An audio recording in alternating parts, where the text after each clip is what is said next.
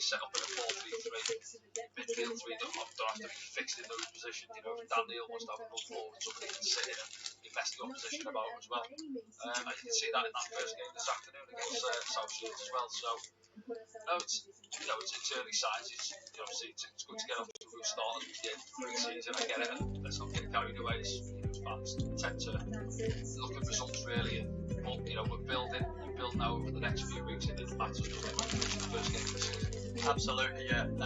Really ideal preparation. Of course, this was how Sunderland began pre-season last year. We met South Shields and then on to Gateshead the same day. Got 2 wins from 2 there. Slightly harder to achieve than it was this time around at Shields. The 21s, a lot of them came in. A lot of them were on the bench here today. Now, sorry, for the second game, and they'll get some game time. And of course, they have that experience of playing against first-team players and with first-team players. So we'll have a look at the lineups for the 2 teams. Obviously, Sunderland have got a different 11 out to the one that began against South Shields. Some of the 21s boys have travelled and will come on the bench. So Patterson starts in goal, and then Pembele and Sirkin, the full-backs. Luke O'Nien will partner Adji Alex at centre-half. Jamie Tete, back from his loan at Oxford, is in the middle there. Elliot Embleton's there with him. Jove just pushing on, and then you've got Jack Clark, Nazari Rusin, and Jimmy Bennett on the right-hand side as well. He comes back from his loan. Danny, what do you make of that? Yeah, you look at that. Yeah, so it's a strong 11 really, isn't it? So I thought that's what they would have done as soon as you see the 2 fixtures, and naturally that's what they do, isn't it? They split the sort of first-team squad up really, try and get some game time into them, whether it's 45 minutes for certain boys and others 70-odd minutes, as we've seen from the game at South Shields as well. You're looking at like Elliot Embleton coming back from injury, 1 or 2 others who are perhaps a little bit rusty, who've missed sort of football towards the end of the season. Bruce in as well. How much game time to give them? It's trying to balance the minutes out really.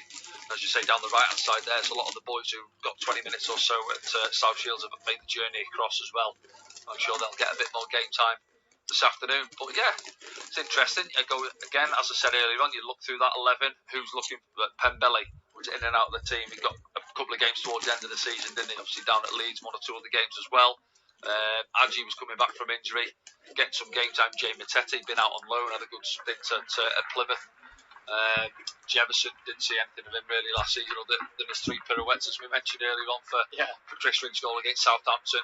So yeah, there's lads there who are going to be pushing, and I said it early on with the new head coach coming in, Reggie Dupree, they're going to be looking to try and impress him, and it starts from pre-season onwards. Absolutely. One man who we'll touch on, Dennis Sirkin, who just couldn't quite get going to a full return to fitness and ended up missing quite a big chunk of last season. When he is fit, he really adds a lot to the team, doesn't he? Yeah, he does, Dennis. Yeah, he loves driving forward, doesn't he? He doesn't hold back as soon as the play's developing. He's on his bike, wants to get down that left-hand side. Always seems to be involved in the wars, though. You go back to, was it Millwall where the keeper come out and clattered him, didn't he? When he scored, yeah. Yeah, he had a few injuries, and for Dennis, his priority now is keeping himself fit. I said in there, Elliot Embleton as well had that bad knee injury, didn't he? And obviously, 1 or 2 others tend to follow, don't they? When you're perhaps overcompensating, you're trying to look after an injury on one side of your body, then you may be moving different, or you're putting weight elsewhere on your body, and then something else goes. So, from their point of view, can they get through pre-season these next few weeks, get up to match speed, match fitness, and build on it from there, really? Yeah, the same applies to Elliot Embleton, who of course went on loan to Derby, and he ended up returning to Sunderland early through an injury concern. He's another one who, real talent, we've seen him for many years, but just needs that complete injury-free season, doesn't it?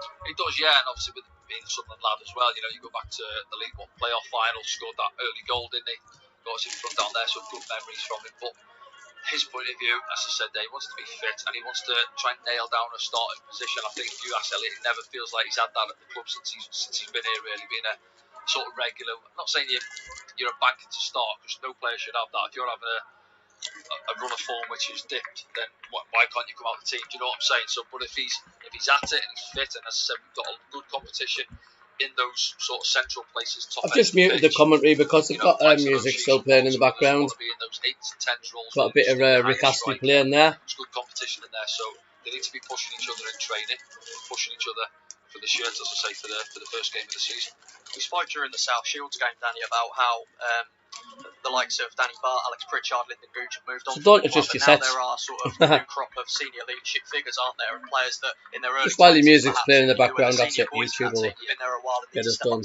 Cheers, Rosie, for the team news. Yeah, you're looking at Jack Clark. So we've got Patterson, Pembele, O'Neill, Alesi, Firkin, Matete, Embleton, Bennett, Clark, Joe, Bruson, Sub, Shibuzi, Ikwa, Levery, Compton, Bell, Bainbridge, Kelly, Mitchell, Watson, O'Vincy, P.H. Jones.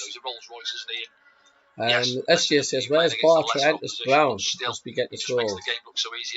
Not too sure. On the turn, the way he moves the ball around the pitch. Any Gordon says, any truth in the rumours that Patrick Robertson's going to West Brom? I've not heard anything yet. Do you know what? Yet we can see what we're doing. We've got this group of young, talented. Hey, Cabby, little pickers mean big niggers. Sort of second half of last season where we dropped off massively, lost 10 of the last. I only wear knickers on a Sunday. So they've looked at that, I think, and thought, right, now we need to go and get a little bit of experience in there to help this. I'll be wearing extra large ones on Sunday. I cracked myself this England game. Another centre back, maybe a bit of experience in there. Top end of the pitch, centre forward. I'm just throwing positions out where you look spine of your team, really. Simon Moore's come in, goalkeeper in there with Pato in and around it, because we are obviously a youngest squad in the league last year. So yeah, I think they've identified that and they'll look to build that. And it's not to say they won't bring some other good young talent in as well. Absolutely, and some players who really performed in that South Shields game and maybe gave Regis Labrie something to think about. Elisa Mienda comes to mind. What a first half he had. I think so, yeah. I think we said it, didn't we? I thought there was 1 or 2 games last year. I think it was down at Plymouth. I thought he'd come on. I think he hit the woodwork with a post or crossbar, a good opportunity. He looked a handful. And you look at him, you look at his physique. He looks a big, strong boy. He can run. He's got a decent strike on him, powerful. But I think he needs to get playing regular football. Went to Hibernian. Didn't really get regular football up there either, so he's come back now. As I said, fresh start as a player. I've been there myself. You come in pre-season and you've got a new manager comes in, and for the lads who perhaps were out of favour last year, everyone's starting from fresh. Really, yes, you might have 1 or 2. Obviously, you've got Mike Dodson and Michael Proctor and other staff around there who will have their input and what the attitudes were like of certain players. Maybe if they were playing or they're out of the team, what's their attitude like if they've been dropped, etc. Are they willing to roll up their sleeves and dig in and fight for a shirt for next season? Well, they've got that opportunity now with the new head coach coming in. Yeah, 1 or 2 familiar faces in the Gateshead lineup. Rob Elliott, who's just taken over the managerial role for the Tynesiders. Kenton Richardson is the first one that springs to mind. He played a few games for Sunderland and he was signed from Hartlepool as an 18-year-old, and he played a few games and couldn't quite break through. But since he's gone to Gateshead, he's been exceptionally reliable at the back, and was a big part of the Gateshead side that won the FA Trophy last year. Yeah, no, you can see, obviously, I think Mike Williamson done a good job, didn't he, got playing football. I think the same with Rob Elliott, where he mentioned that, yes, we are still trying to play football at times, but not overplay at times, really. If it's got to go long, it can go long at times. But, no, we'll see. I say, obviously, they got to the trophy final and managed to win that on penalties, didn't they? And then, obviously, with rules and regs, they weren't allowed to kick on in the playoffs, were they? So that'll have been disappointing. But, no, I think he's done a good job. Obviously, he's been given the job now, Rob Elliott, and wish him the best moving forward, and we'll see how they go today. Yeah, it seems to be a good developing ground, Gateshead, for players and for managers alike. Obviously, you mentioned there Mike Williamson. I know he's of Newcastle fame, but he then went to MK Dons, got them in the League 2 playoffs, and brought a couple of players with him. Stephen Worm was one of them, who was a really encouraging prospect at Sunderland, moved on, and now he's playing for MK, and he's a regular starter. So players that are really being sprung on into good careers.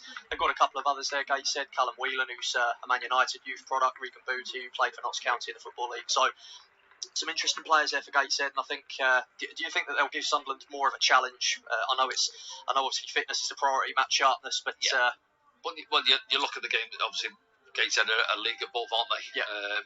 Than what South Shields currently are. Possibly we'll have to wait and see, I should say there. It feels like a big pitch there, because it's quite an open one with the stadium, the stands around the ground, set back behind the running track. But yeah, you look at it from our point of view now. So I would say fresh 11 from what we've seen, obviously earlier on this afternoon.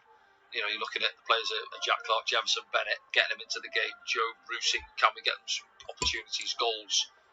And just players, you're playing with confidence. Yeah, it's all about your fitness, staying injury free, but building your confidence moving forward. The strikers finding the back of the net, defenders defending well, set pieces, clean sheets. We've had one today already, so it's good habits throughout the team. And whether it's funny as well, because sometimes you look into things maybe too much as players, and you think, well, who's playing there and who's playing at that game, and then obviously who's getting more minutes in pre-season, etc. And you look at that, and who's in my position. Oh, he's played in that first half. I think that was the strongest starting 11. So maybe the gaffer doesn't fancy me. You look at things like that, really. But looking at it now as obviously my career is gone, I look at it and think, just go out there and whatever opportunity you get, whether you're playing 60 minutes, you're playing half an hour, go out there, just give it your all, give it your best, and say you're building ready for the start of the season.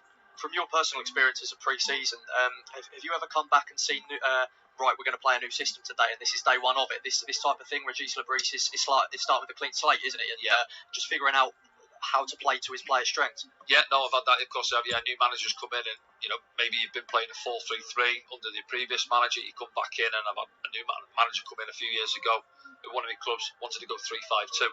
So we're in the meeting room, you're watching videos on 3-5-2. I think it was Juventus we're watching actually. So watching Juve popping it out in a 3-5-2, and then obviously you come into it, and then I think start of the season it wasn't quite working, and then within a game or two we reverted back to a 4-3-3.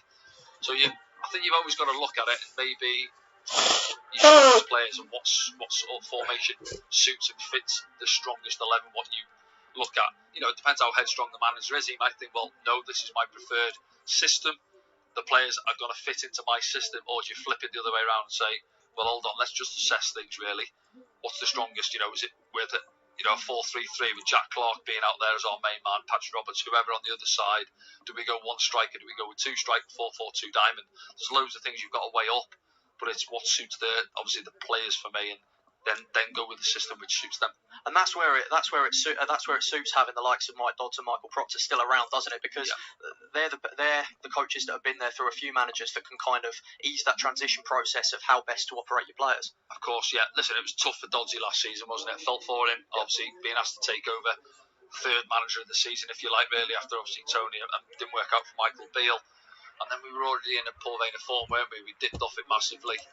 So he's been then given the reins to try and get the lads together and pull up, and it just didn't quite work. So you can see at times he looked stressed with the job and everything, but he's still there now. And as you say there, I think that's him just walking out now below us. He'll have good input. He's worked with these players now for a few years after obviously going up from the 21s with Michael Proctor as well. So they'll have good input for Regis Lebris coming in. He'll obviously have his own ideas at the end of the day. What can they do? Well, they're working with the lads on the training pitch, but ultimately it comes down when it names the starting 11. That falls with obviously the head coach, doesn't it? So they'll have their ideas, their input. Maybe they think, well, I'd go with him, but then he will say, well, no, I make the final decision. It's up to me to go with that shape and formation as well, maybe. So it's an interesting one. You'd like to sort of be a fly on the wall and listen to their discussions, but ultimately he's been brought in to try and get us back on track. Yeah, and as long as pre-season seems, especially from, I'm sure you'll vouch your players' perspective, pre-season must seem a long slog, but it's only 4 weeks till the start of the season, until that trip to Cardiff, and just need to get everything fine-tuned for that. How are you doing, Hurley? Harley, shall I say a game and hub? I'm sure it used to be like the 3rd, 4th of July. Now I think it's like 26th. Let me know if you can seems to get earlier. Hear the commentary, okay? We said earlier on, don't we? I don't think pre-season's as old school as it used to be, where you used to constantly running for a weeks on end. I don't think that's the case anymore. I think obviously you maybe do the odd bleep test, but then it's balls out. Some of the coaches, you can disguise the running with the balls, because a player's mindset is the ball's in front of me there. Yeah. Whereas if you've just got poles out and white lines and you just say, right, you've got to run for, sometimes you can lose the players a little bit with that. It's not to say that obviously they don't have to put the hard yards in, but it's now where you think, right, now we're into the footballs. When your first game of pre-season, you're at it, 1 or 2 players will have the blisters later on with the new boots, no doubt. But yeah, you look forward to it. And I said earlier on, I'd love to have been playing in these conditions more often than not in pre-season. It's baking hot, isn't it? You're trying to get your second wind early on, but lovely cool temperatures there. Bit of zip on the surface, a great day for a game of football. Yeah, they best make the most of it as well, because this time next week it will be in Syrian Spanish heat. Yeah, and who knows, maybe they will be running up the hills of the east coast of Spain. Who knows what Regis has in mind for his team. So Gateshead v Sunderland is about to kick off. The players will be out imminently. Of course, Gateshead International Stadium, like you say, huge pitch, and it's going to be a big running session for the boys out there. Well, it is, isn't it? We're in trouble if this is the camera from here, because we feel like we're in the centre of Newcastle watching it off this camera, don't we? It's set well back. Yeah. They are tricky, these grounds. I've said it there, when you have the running track round it. I've played it a few, and it feels like you're miles away from obviously the crowd, and there's obviously not too many in there this afternoon, but you can feel a little bit detached from the fans as it is. But listen, it's not an occasion for where you're playing for the fans as such, as it. You're just playing now for, as we've just said there, you're getting your boots back on. You're looking forward to having a run out and you want to come off there, as I said, injury-free and put in a good performance. Absolutely, and make no mistake, there will have been plenty of fans making the trip up straight from South Shields here to Gateshead, as the players do eventually across the running track take to the pitch on Tyneside. So it's Gateshead against Sunderland, and of course, different 11, different test, and different opposition as well. One of the CDFA trophies out there as well. Gateshead very proud of their achievements. Luke O'Nien leading out the Sunderland team. Old man of the side at 29. We mentioned in the last team, Patrick Roberts at 27 was the oldest player. And Danny, that is replicating the model, isn't it? These are young players with time on their side. Yeah, no, of course it is. Yeah, and as you say there, when you're looking at the oldest, both say Alan Brown and Luke are the two oldest members of the squad currently. Obviously, goalkeepers aside, outfield players are at 29. So it's not a bad thing. It's still young, isn't it? Really, let's be honest, you're still in your 20s. You know, as I said earlier, I was fortunate enough to play till I was 39, so I've got 10 years on both Luke and Alan Brown. So no, still plenty of football ahead of them, I'm sure, and a lot of these young whippersnappers around them as well. Yeah, definitely, and it's another outing for the Hummel strip, and that's been going down tremendously well, hasn't it? Yeah, fans have obviously taken to it well, haven't they? You see that with the new club shop that I've not been in yet. Just drove past it on my way into the stadium like this afternoon, and good setup by all accounts, isn't it? I'll have a little venture in one day and see what it's all about. But yeah, no, I think the fans are liking the new Hummel kits, aren't they? Yeah, and speaking of the fans, it seems to be that the support is getting back into excitement mode. Obviously, it was tricky. A lot of moments last season didn't really dazzle the supporters, and rightly so. Finished 16th in the league, and then now it's all about starting well and maintaining that, sustaining that form, isn't it? Yeah, well, of course, yeah, it's fresh, isn't it? Fresh season to go. I'm not too sure who's with that's behind Danny. us now. It wasn't great, was it, from Christmas on in? We obviously struggled, but yeah, playing staff will change. Obviously, some will go out. Obviously, we brought 1 or 2 in already, but more are going to come in before the start of the season. And you get ready to go again. It's not going to be easy. Some tough teams. You look at the sides that have come back down, and you've got Norwich, the likes of West Brom, these types of sides who are going to be. Yeah, Corey Evans is going to be a massive miss. So it's going to be tough, but I'm sure we'll enjoy the ride. Definitely, it's always a roller coaster season, always a marathon as well. But right now it is pre-season, second game of it, and the second game of the day as well. Gateshead will be kicking us off from right to left for this 5 o'clock kickoff, part 2 of today's doubleheader. Gateshead against Sunderland.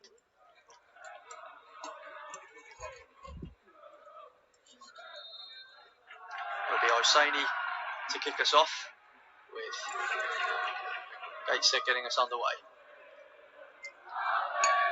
So it looks as if Nazari Rusin's going to be that lone man up top. Yeah, just having a look at it there, you see Joe just in behind there as well, and Matete, Embleton, they'll rotate it, won't they?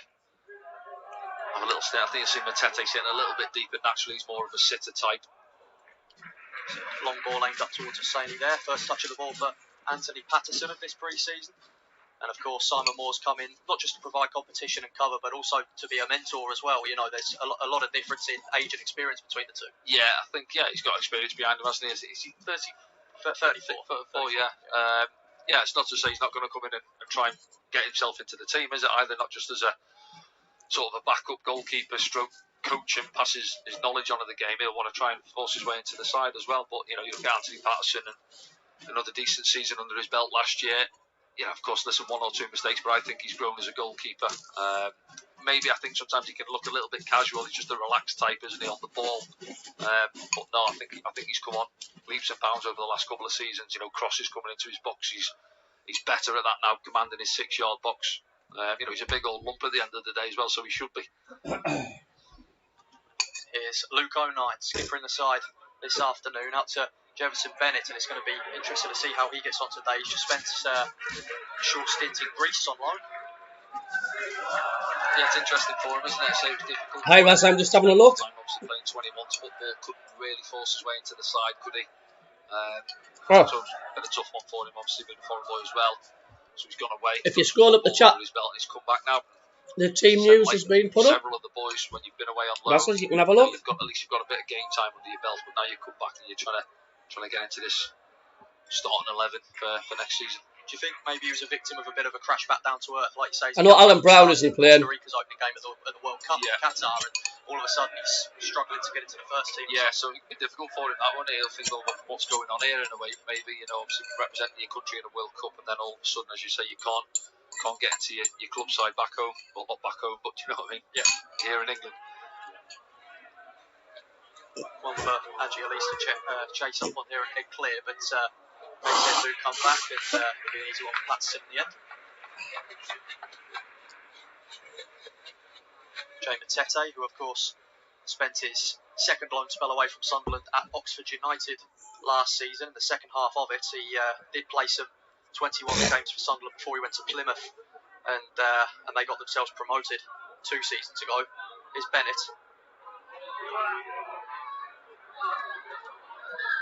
Not sure if Anthony Patterson saw the striker on his back there. Hosseini was sniffing around.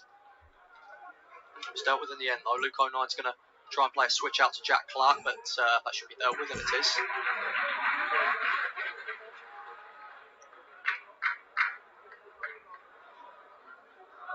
It's Tinkler for Gateshead. Now, former Sunderland man, Kenton Richardson.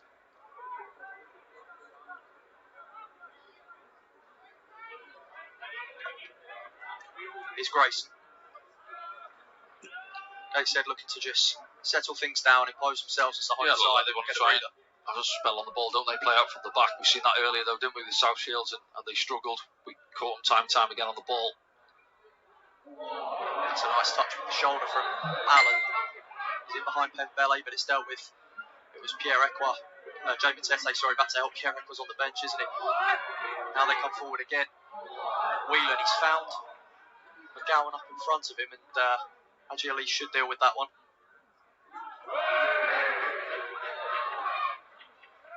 Here's Ollie. Now it's out with Allen. Pembele closes it down, and it's come inside, and O'Nine is going to have to get a touch on this. He does, and Pembele should see this one to safety. Bennett, he's been put under pressure, but he's emerged with the ball, and he still has the ball.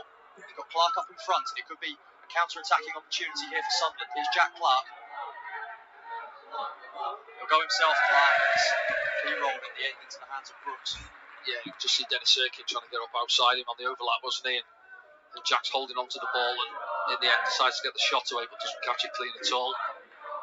He's comfortable for Brooks in goal. Really busting a gut, wasn't he, Dennis Erkin, to keep up with the play?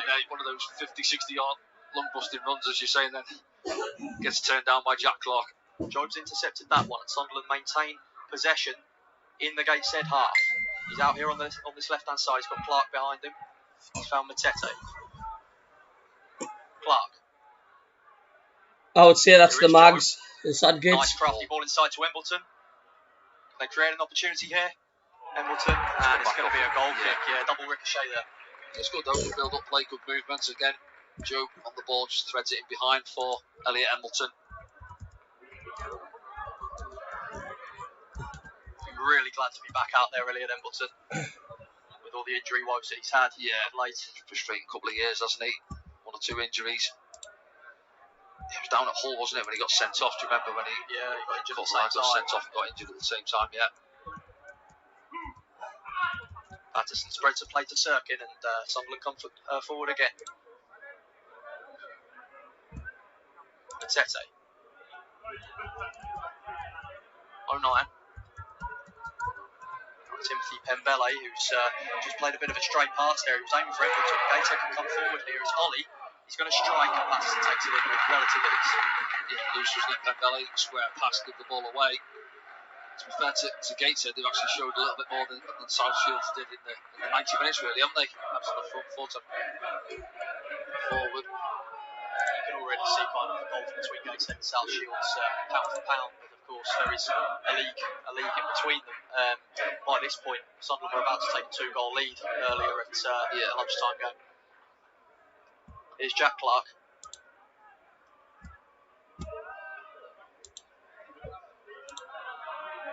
Now Luke O'Nine.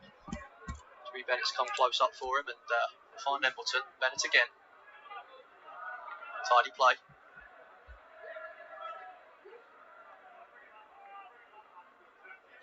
Circuit, nice bit of 2-touch and 3-touch here from Sunderland. Here's Clark. Rusit's found Matete very well there, and he just aimed to thread it through to Embleton. It might have been a run on for Bennett on the right-hand side, but now here's Gateshead with Hosseini. He's beaten Luke O'Nine, and he's going to make his way into the area. Hosseini for Gateshead, and it's flashed across the face of goal. Yeah, to be fair to him, he doesn't have too many options, does he? I think it's McGowan on the far side who's trying to get himself into the 18-yard box, but he just gets the better of Luke 09, doesn't he? He just pop it through his legs there, yeah. And then angles against him, really. Looks up, no options on, tries to drive it to that far corner, drags it wide. Yeah, good tracking back there by Aji Elise, who kind of cut off the angle for him, made him shoot quicker. Tete under pressure here, he's got 2 Gateshead men alongside him, he does well to win the throw. Gateshead fans making plenty of noise, there'll be some plenty of MACKEMs there as well, who have made the trip straight up from South Shields, and that's one off the shin of Elliot Embleton there, throwing to Gateshead.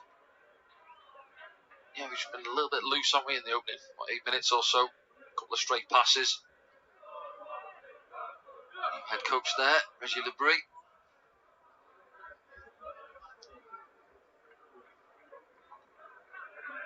Might be a long one here from Grayson, the left back. Is indeed. Luke 09 gets his head to it. Challenge there from Naz Rusin. That's Joe Grayson, isn't it? Simon Grayson's son. There you go. Yeah, yeah, I think they just got microphones where the 10 Newcastle fans are. What did you make of him as a player back then? He struggled to get into the team really at the time. I think he was in and out, had a few games and that. I think naturally left side, left centre back, left full back as we're seeing here now. Nine getting involved again there. Someone can break clear, but there's Gateshead men all around Joe Bellingham. He's done well there. But they've got it back now, Gateshead, and Ollie's had it intercepted by 09. Here's Callum Whelan.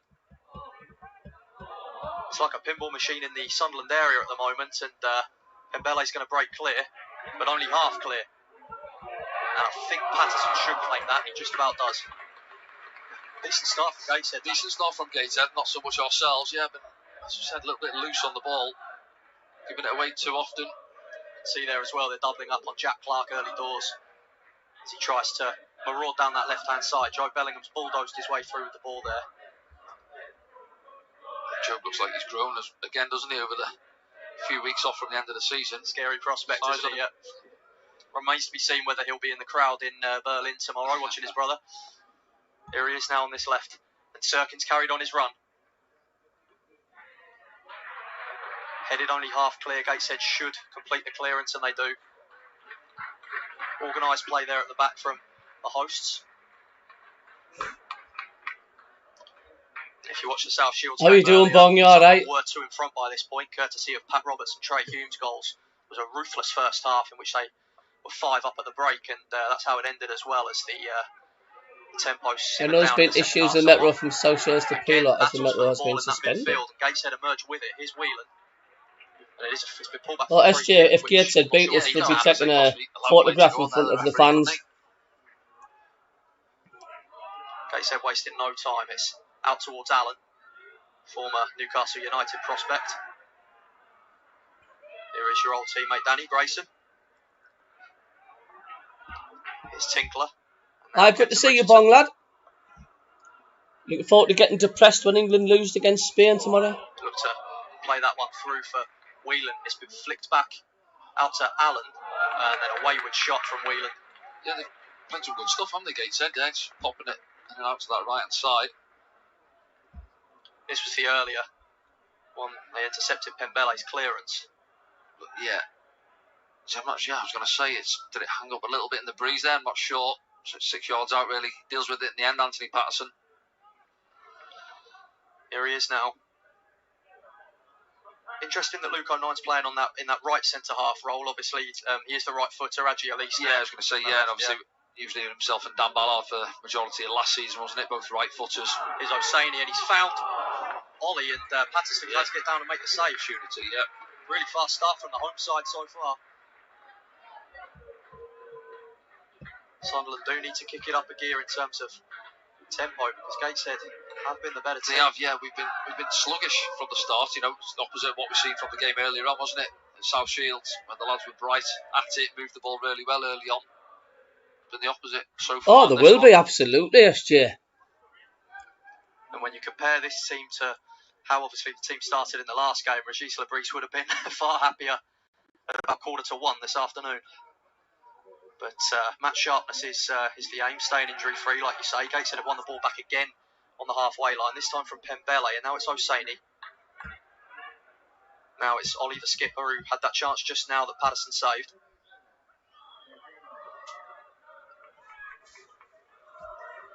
Tinkler.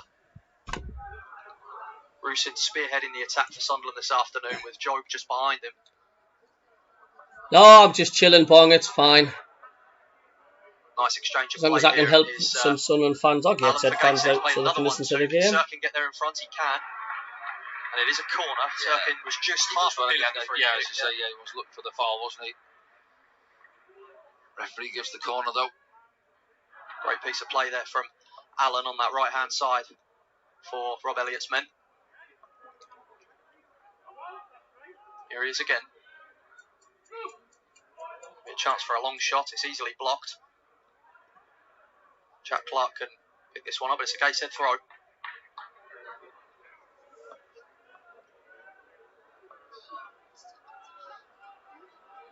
When you look at the bench as well, Danny, it's mainly young lads, isn't it, this afternoon, as it was at Shields? Yeah, well it is, yeah, and it's the same young lads as well, isn't it? As you say, 20-odd minutes this afternoon at South Shields, and probably similar again over here at Gateshead. Yeah.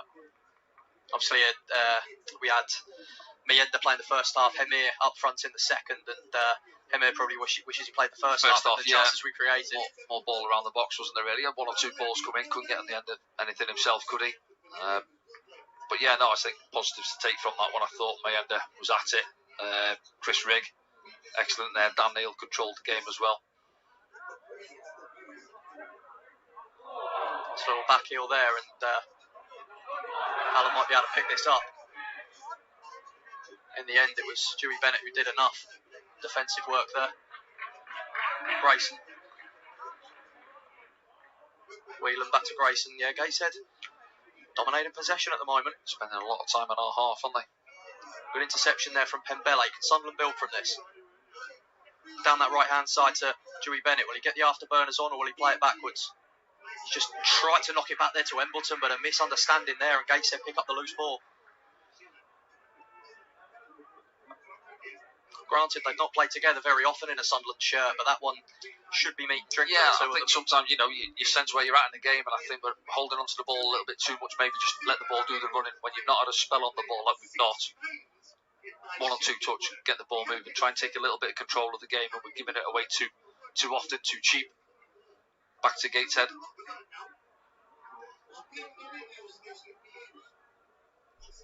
Hannon tried to play the ball forward there. Sunderland did deal with it. He's a seasoned Football League player. He's played for Cambridge and Colchester.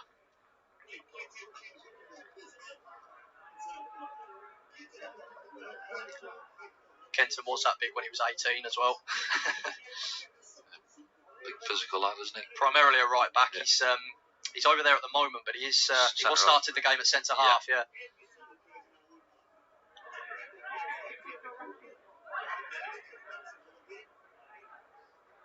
Is Tinkler.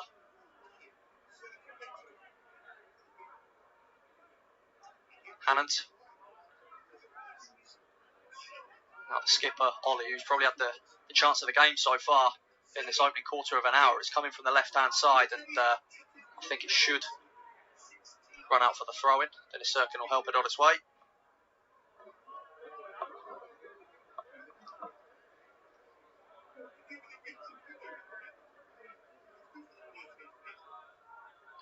If you're just joining us, it is Gateshead 0, Sunderland 0. Gateshead have been the better of the two sides in this opening phase. Obviously, it's not so much about the result, but these players, Danny, will certainly want to be picking up a win this afternoon. Yeah, I think obviously performance comes first, doesn't it? And as you say, with 15 minutes or so going, we've not been there really, compared to what we've seen, as I mentioned there. It's pretty much the opposite of what we've seen at South Shields, really, where we were sharp, moved the ball really well, good tempo to us. And it's been scrappy this first 15 minutes or so. Struggled to keep hold of possession, really, giving the ball away cheap. Decision making's not quite been there yet. Draws for foul there, McGowan off Pembele. This year we can tell which half is our stronger side. John Nesbitt sounds like Dodds has picked his team. 0-9. Still at centre half. Never learned this lot. I thought it was a free kick. Rosie, I will be trying to get some of the home and away games this season. Bonk says, what's your thoughts on Ekwah being on the bench, Cabby? Well, this is on the pitch now. And he's got some space to run into. Joe gets enough, and then it's a free kick. In a dangerous position for I'd like to see him come out. See Luke 9 there, he's having a word. I mean, he's not been the best as he last season. See there now. But don't have a problem with him being on the bench. I'm sure we'll see him coming on. Yeah, there hasn't been too much cohesion in these early stages, has there? Are we sure Dodds isn't managing this one? Yeah, it's all been Gateshead. No, I mean, see they're not doing much with it, mind, but it's all. Touch of the ball so far. It's all been Gateshead. Ball went into him around the halfway line. Other than that, I can't remember him touching the ball. Yeah, I think he had to drop deep for a pass, and that's his lot so far. Ollie and Booty, the two centre midfielders behind the free kick. So it'll be interesting to see how Gateshead execute this one. Surely it's a shot if it's a right footer, maybe dinked in from a lefty. There's a few of the big men in and around the area. Yards out, isn't it? It is crossed into the back stick, and it will find its way all the way out to Whelan. He's going to put it back in, and there's a flick. It's off the bar. And it's off the bar, and it's into the back of the net from O'Saney. And Gateshead, you would say, have deserved it. Yeah, I was going to say, you can't argue it. And even the free kick there were a mess. Who's picked it up? It's gone out to the far side, granted, but he's got 5-10 yards to himself at the far post. And again, you could look at Luke 9 trying to get the boys going. Heads are down there. Look, the boys walking back to the halfway line, and they've got to lift themselves. Listen, it's a pre-season friendly, of course it is, but there. Who's picking up there? He's free. Takes a touch. Stands the ball up. A little flick there off the bar. And then he has two goes at it, doesn't he? Controls out his first one, gets it stuck under his boot, and then gets another go at it. And if you're honest, as you said, Dan, they probably deserve it, Gateshead. Yeah, went all the way to the back post, didn't it? It was Booty's flick, Regan Booty, and it's, like you say, it's deflected off the bar, and Owen O'Saney has been able to get a touch and then knock the ball into the back of the net, and it's certainly not the hardest. Wake the lads up a little bit now, because they've coasted this first 20 minutes. You would hope now that could spur Regis Labrisse's side into action. Here's Pembele. It is Gateshead 1, Sunderland 0. Owen O'Saney with the goal from not even a yard out, and Sunderland the victim of a Gateshead set play. And you have to say, it's been coming. Sirkin, Job, Adji Elise,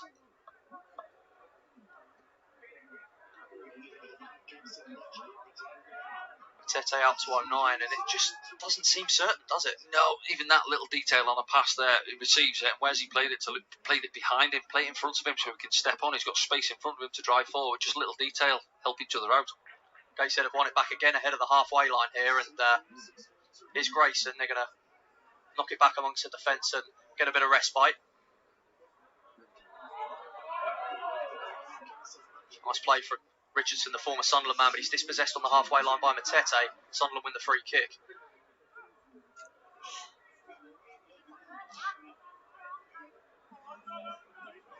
And when we have that's mad, like, there, Danny, as well, we've blown up dressing rooms. No idea why some fans getting Ekwah's back as a decent player. He wasn't playing in his proper position last season. He's more of an attacking player, not a defensive one.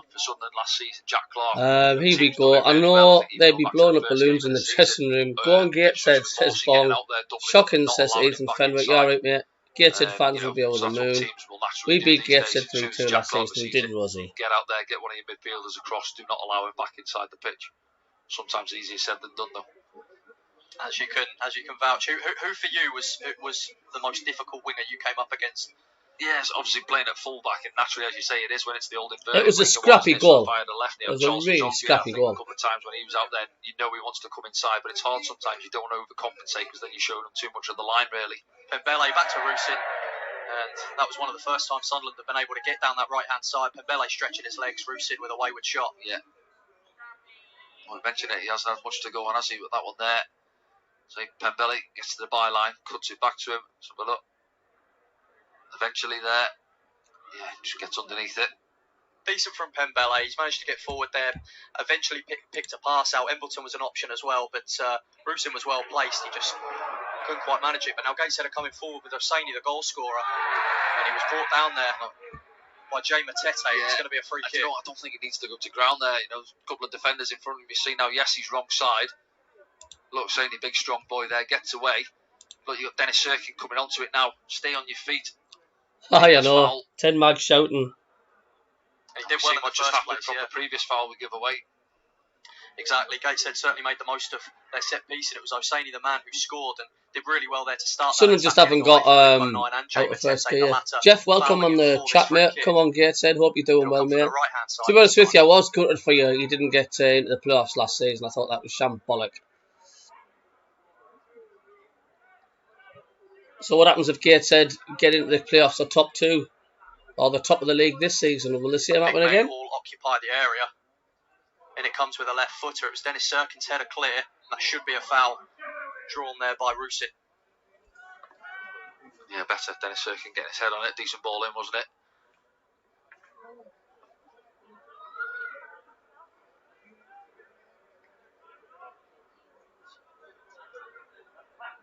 It's Matete now for Sunderland. He's got Pembele up ahead of him making a dash. But he tried to go for Dewey Bennett, and Gateshead have managed to get clear. Matete does get it back. Now it's back with Patterson under pressure from Owen Hosseini. Does well to spread the play.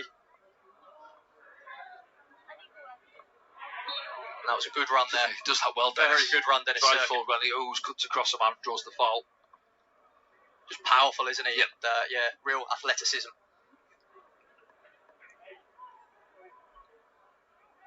Here's Joe. He's been deeper these past 10 minutes. Matete. Yeah, Joe's sort of doing what Oshish was doing in the other game, wasn't he? Perhaps starting at an 8 or a 10 just in there, but dropping around the pitch, giving that license to go and try and get on the ball. Covering the hard yards. Oshish certainly did that in the first game. Really covered a lot of ground and made himself available. Here's Bennett out to Pembele. Can he get it on his right foot? Deflected cross, maybe? Yeah, it is a corner. I think Brooks maybe banked on it, not taking a deflection, led it into his side netting. It's going to be Embleton to take it, a man who, of course, was famous for his both-footed free kicks earlier in his Sunderland days before his injury. Yeah, you know, obviously, it's another one I played with, funny enough, at Grimsby, that same with Joe Grayson, but I've seen the corner come in.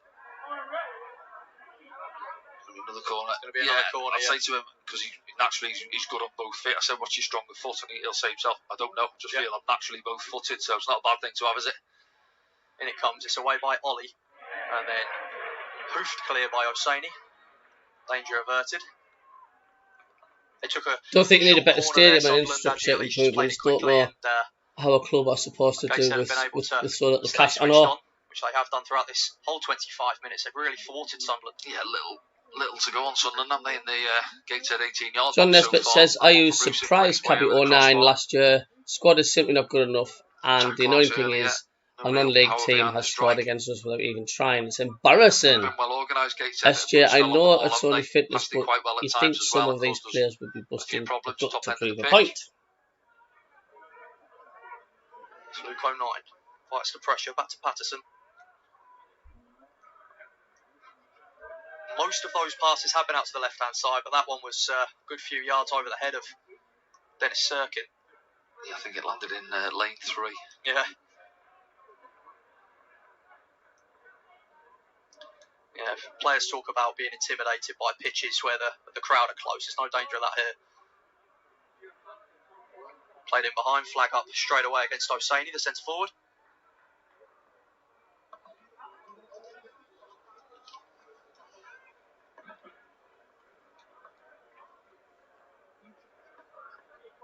Still a slow tempo to the game. Sunderland haven't really created a lot. There's still plenty of time. Yeah, but you can see centre-backs, both Luke and Adji, trying to carry it 10 yards into those spaces, but they're screening quite well, Gateshead, not allowing us to play balls into Elliot Embleton and to Joe. 09, that's nicely back out to Pembele. He can easily keep it in play. Can he provide some service to the strikers? It's a good ball, and there's a foul, and it's a penalty. Rusin was the one who got there ahead of Richardson, and he's gone down, and the referee had no hesitation. Yeah, not argued it, have they? The Gateshead players there, as you say. Pembele, isn't it? We actually work it quite well in the end down this right side, and he penalty. Fishes the ball back in. The camera's on the 8 there. Is it Booty? Sure. Let's have a look. Ball fizzed in, and he looks like he's going to get there, control it, and Rusin just pops up on his blind side, gets the boot in front of him. Great play by Pembele. He's been probably the most dangerous outlet down that right-hand side. I think it was Booty's challenge. Yeah, you're correct. Yeah, it is, yeah. It's going to be Jack Clark to equalise for Sunderland against a run of play. And it's 1-1. calmly dispatched by Jack Clark, and Sunderland the level, Danny. Yeah, decent penalty, wasn't it? Nice firm side foot finish. Sends the goalkeeper the wrong way. See the replay again. Back on level terms. Never really in doubt for Jack Clark there. Sent Brooks the wrong way, and it's one apiece. Yeah, as you said about Pembele, actually, he's got forward a couple of times, hasn't he? I think it's defensively where in our own half when he needs to just tidy up on the ball a little bit. He's give a couple of loose ones away.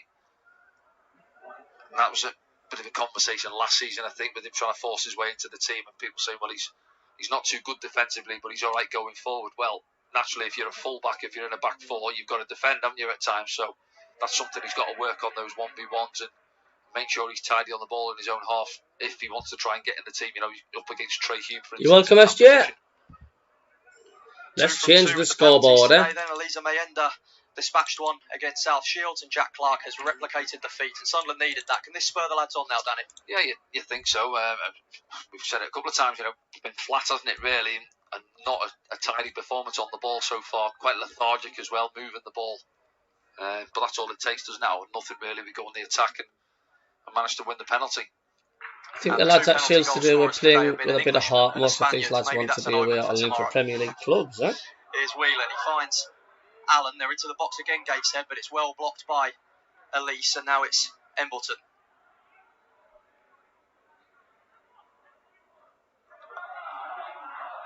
He's going to win the throw, although Gateshead were adamant that it was theirs. Pembele. Now Luke 09, and Sunderland will now look to try and stamp their authority on the game as we enter the half-hour mark.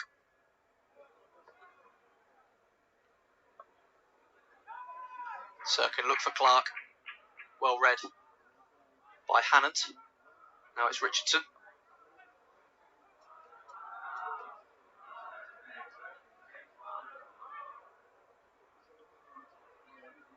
Start again now with Brooks. Hannant's done well to keep that in play and find Osaini with the knockdown. Now it's McGowan. Here's Allen. Bennett tracking back. Oh, nearly picked out a good ball there. I was going to say it's a good run, isn't it? Luke 09 just does enough. Job finds Sirkin, and Sunderland are off and running again. It's Clark. Now Job dropping deep again.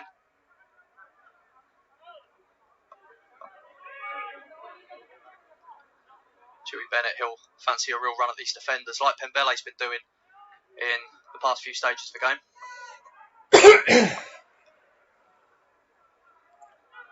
Probably think, though, Luke 09's had more touches than anyone else, which kind of sums things up. Yeah, probably, yeah. You know, moving it to... The three players who are rumoured to be interested in Premier teams, most of them. Rosie says, I think the biggest test of pre-season will be against Nottingham Forest on the 19th of July, and I think that's in Spain, I'll be Rosie. saying, you know, for left-hand side of Hadji's getting it, tell Dennis to push on, don't come towards the ball, and Jack Clark, don't come towards the ball, allow the space for me to step into it, and then obviously one of the Gateshead players has then got to come and engage, then I should be able to pick a pass. I mean, the fullbacks really enjoyed themselves in an attacking sense against Shields, didn't they? It was Trey Hume and Joe Anderson who was playing at left-back. Yes, yeah, licensed to step on, as you say, as soon as Romain Mundell was receiving it, and Joe Anderson was getting forward. Here we go now. Rusin won it back, and now Bennett's played it back through for the Ukrainian. He should win the foul here on this right-hand side. Yeah, Jack Clark was in acres on that far side there. Not sure if Rusin, you see him apologising as it's played to him there. Could he have played it first time across to Jack Clark, who was free on the far side? See it from this angle. Yeah, it was just Grayson there, tug on the shirt.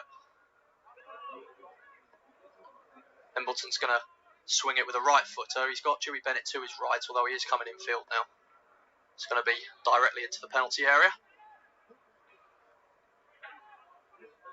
That's definitely not 10 yards, that's for sure. Back he goes.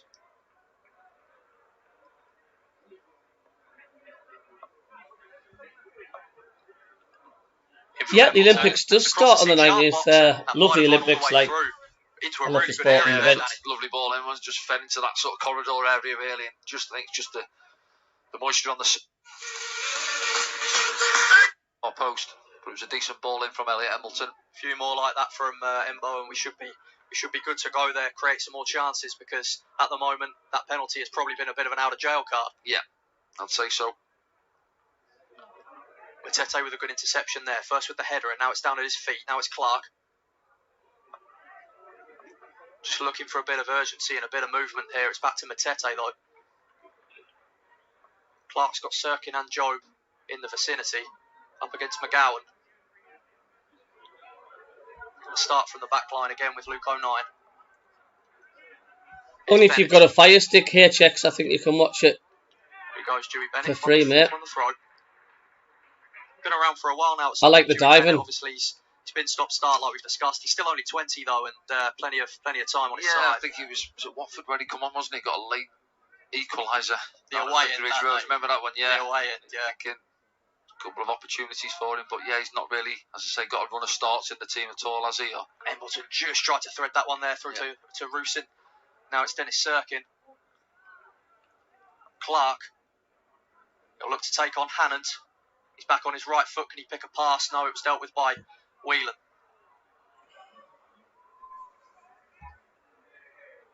Still looking to maintain that high press and keep Gateshead pushed back deep in their final third. It's looked to be sent back in by Elise, but it's out of play. Yeah, I think that's one thing you'd expect, isn't it? Where if you're not quite at it with your passing game, and we've actually got England against Germany in the full match of the replay of 1966 World Cup final in colour on Channel 4 right now. If you want to put anything on in the background on the telly.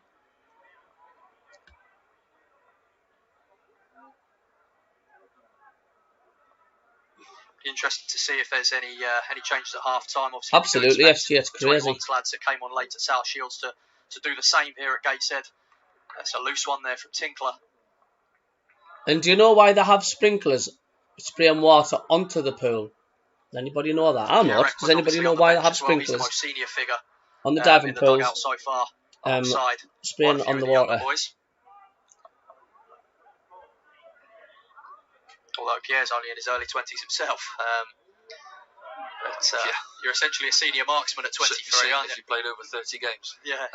I mean, if you look at how many Dan Neal's played by the age of 22 as he is now, it's incredible, isn't it? You'd think Job will be heading that way as well with how much he appeared last season. Here's O'Nien. Pembele.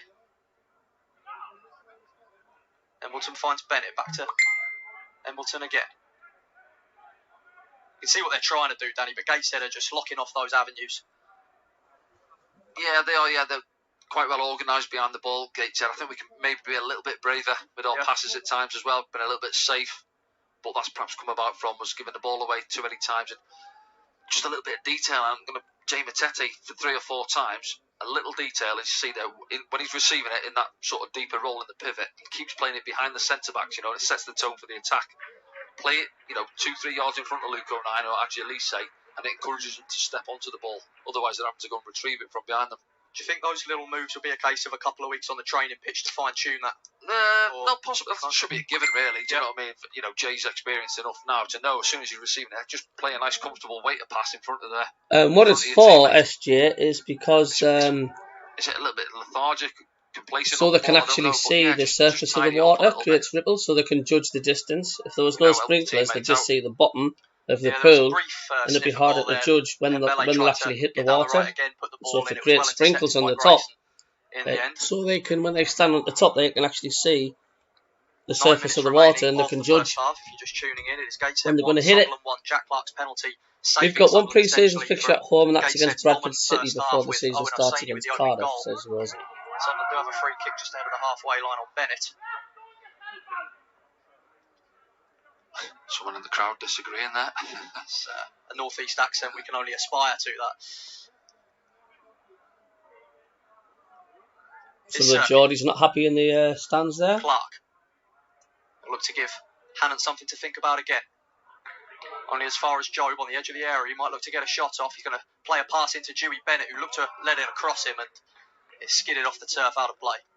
Yeah, it was from Job. I wasn't sure if he was offside coming back. Jemison Bennett, but ball rolled under his foot. You see there, looking frustrated. It's bad to think they've got Jude Bellingham in Holland playing in the World, sorry, in the Euros final. Again here, Gateshead. And we've got Joe Bellingham playing at Gateshead. Some pressure on, but they've knocked it about well there. His booty. It was his flick onto the bar that allowed Hosseini a tap in inside the 6-yard box for Gateshead to open the scoring. Here's Pembele, who's seen a lot of the ball on this right flank. Embleton, and they're looking back towards their own goal at the moment. Sunderland 09, playing it back to Patterson. And that one's out of play there. It's just a little bit fragmented again. Yeah, no, granted it's just weaker left foot, isn't it? There, Shut up, man, you silly Geordies. Because the ball's gone out for a throw-in. I mean, that's probably going to be the highlight of their season, isn't it? Richardson.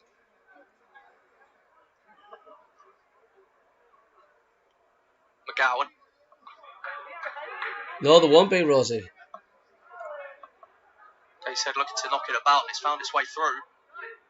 Can Ollie get the shot off here? He's played it back to Grayson, and now here's Whelan with the chance. It's still not away yet. Hannant. I think it was Big shout to the 50 people that's tuning in. Nice to have you on board. Play out again. If Joe can win this back, it could be a good attack. And now here's Jack Clark. Down, is it? Flag has stayed down. It's 2-on-2. Jack Clark for Sunderland. He might need some support, and he's got it in Rusin. Nazari Rusin. And it's a great save from Brooks. What a chance that was, Danny. Was it a save from Brooks? I thought it was Richardson. It might have been a block. Yeah, I think Kenton Richardson behind. Rusin should have buried that, like. Hello, Kevin Taylor. How you doing? You all right, pal? When the ball was played, it looked like Jack Clark was offside. The flag stayed down. Could have rolled Rusin in there, but Jack Clark chops back in. Then he gets it. Sort of touch pops up and then cuts inside. Let's have a look.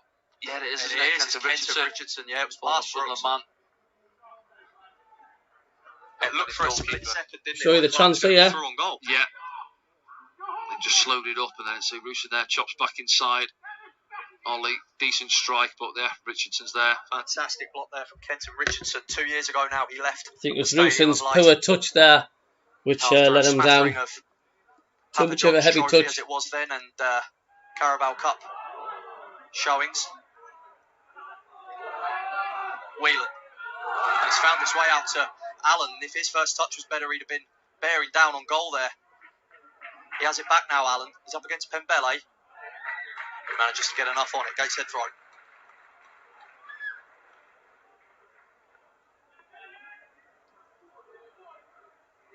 Whelan across the 6-yard box.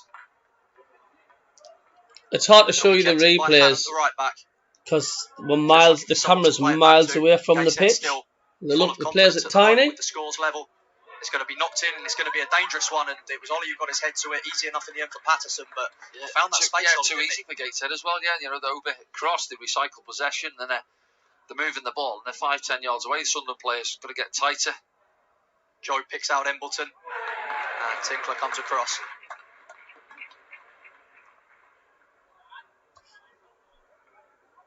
Yeah, they're just keeping enough men back, Gateshead, to be able to get enough men behind the ball when Sunderland do try and counter. But I think they've moved the ball well at times, haven't they? They look confident, and you know, as you say there, penalty aside from ourselves, we've offered very little going forward. That one shot from Rusin. 53 people watching, thank you. Embleton.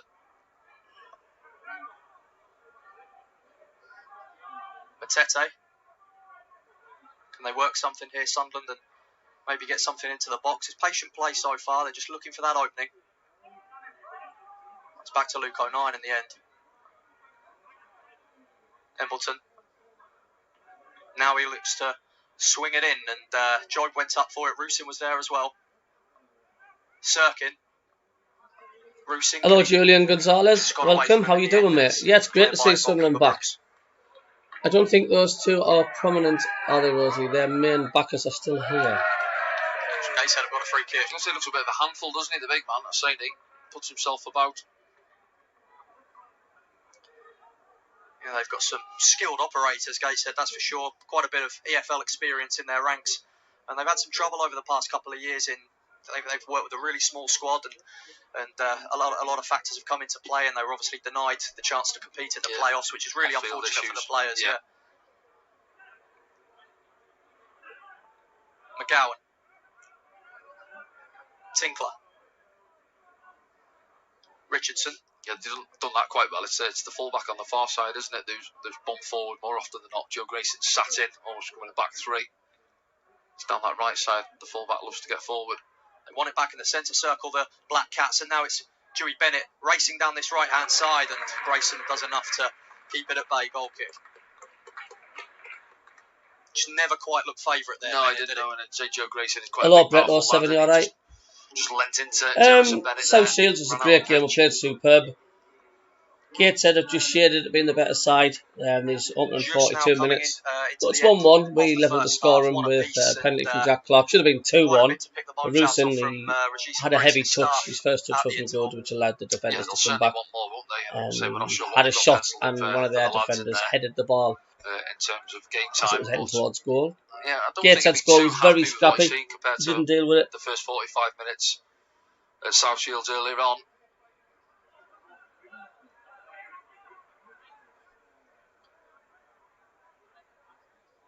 Every time South Shields had the ball like this, like Gateshead have now, they were losing it. Sunderland were pressing. Yeah, we're pressing energy. I mean, what's happening look now? at all the space here as well for Allen. And Gateshead are back in front, and it's O'Saney with his second. That's an absolute mess, isn't it? It's just the ball on the top. Absolute mess. His arms around, I'm not sure what at.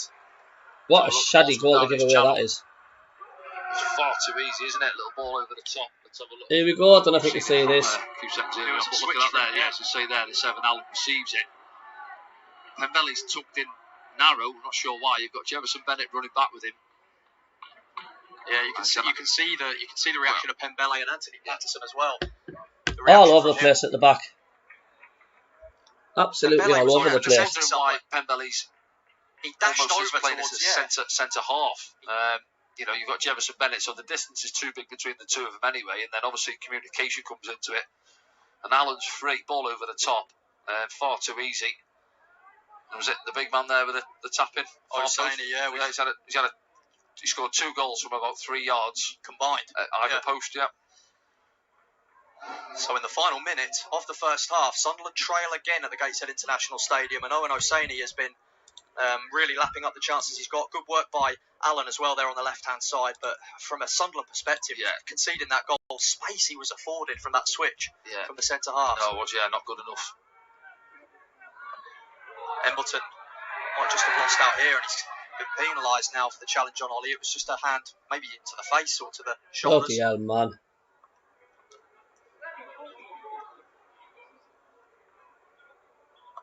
I think this will be the last action of the first half. Another opportunity, isn't it? Wide free kick.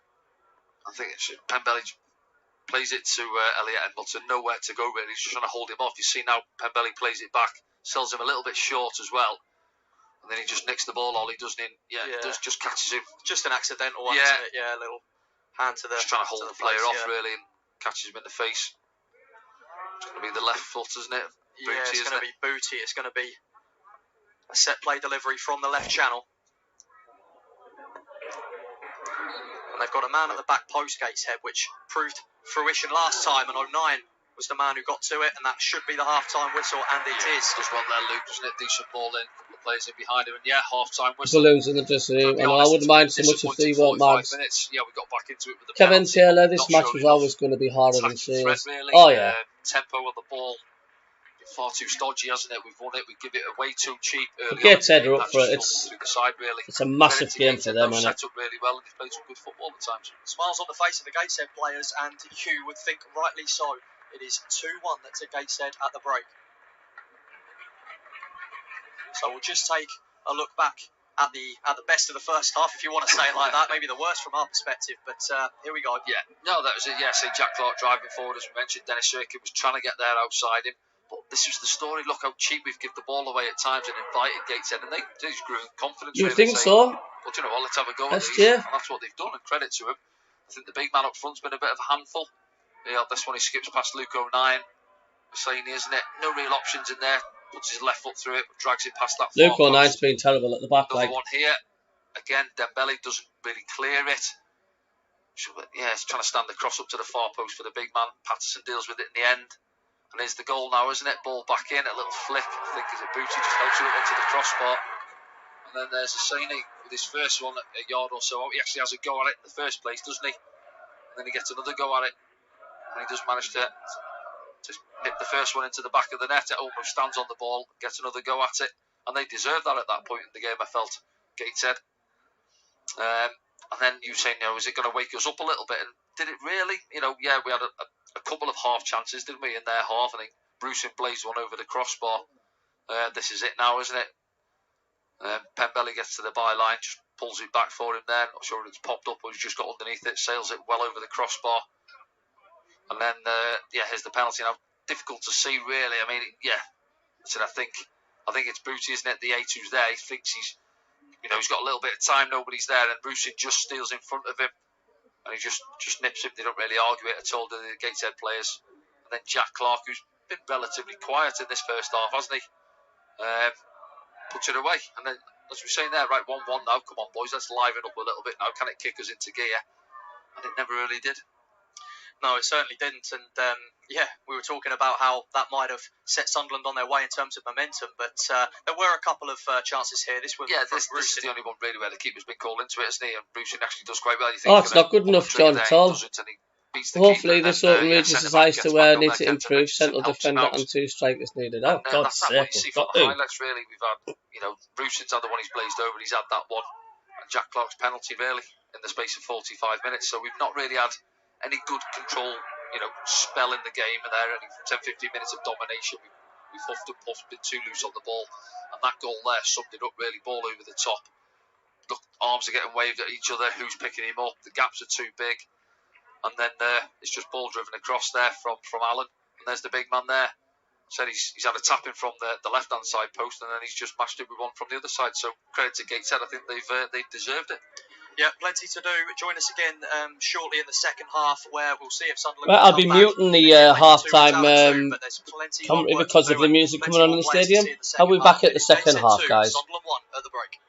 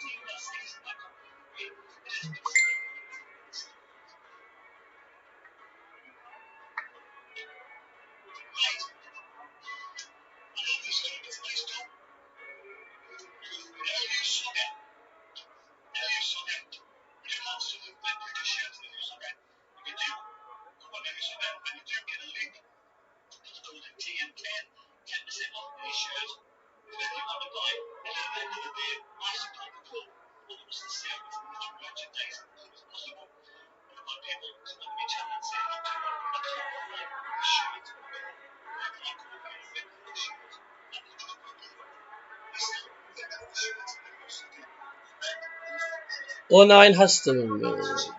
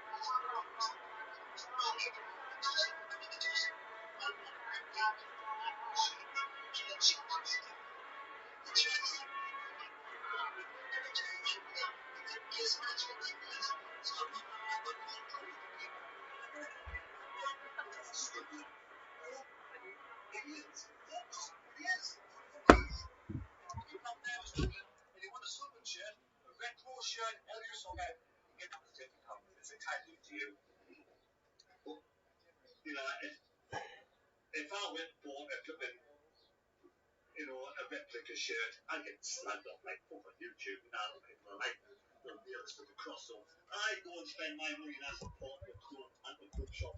Even though if we don't make it in the top half of this campaign on the table this season, I want the ones to sell. If we somebody to come in and actually have some ambition at this club. Because the club, there's been no thought about it. The club are the size, the fan base are the size, the structure, you know, the ground. We should be going for the playoffs, if not pushing for promotion to the Premier League at some point next 2 to 3 years. We've got to be back in the Premier League. And for me, you know, we don't have any God-given right to be in the Premier League. No, we don't have any God-given right to be in the Premier League just because of the ground and fan base. But we should be able to push this side forward. Imagine the money coming in. We sold 20,000 shirts in the first couple of days of the shirt being released. And the club was so backward in making the shirts that ran out.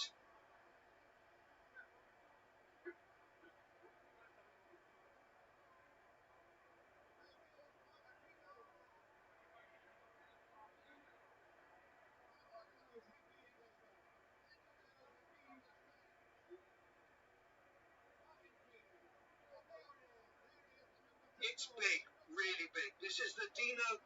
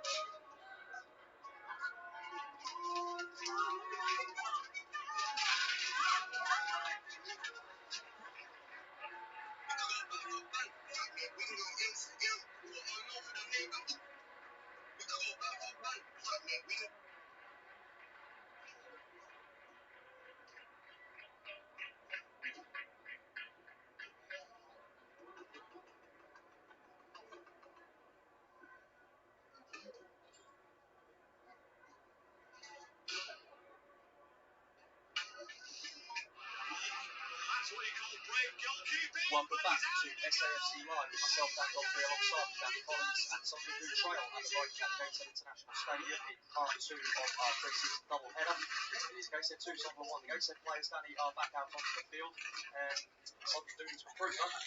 They do indeed, yeah. I think that's what the coaching staff will be saying in there. More energy, tidier on the ball than what we showed in that first half. Look after it a bit better and just move the ball quicker, really, as well. You know, not to say you don't give Gateshead any credit. I thought they were set up really well in that first half, and they actually perhaps shaded it in terms of the better football. Really, they passed it through the lines, are better than ourselves. Say the fullback got high on that right hand side for them, and the big man up top caused us a few problems, didn't he? Hosseini got himself a couple of goals as well. So yeah, there's a lot to build on in the second half. Yeah, of course, it's the first pre-season game of the season, so there's obviously a bit of rust there with certain boys. But saying that, you watched the first 45 minutes of the game earlier on, and it was the opposite of what we just seen, wasn't it? There, with at it, high tempo, pressing, winning the winning the ball back, high up the pitch, taking it off the South Shields players. And the job was done in the first half in that game, wasn't it? Yeah. But there's certainly a lot more to come from the boys than what we've seen in that first half.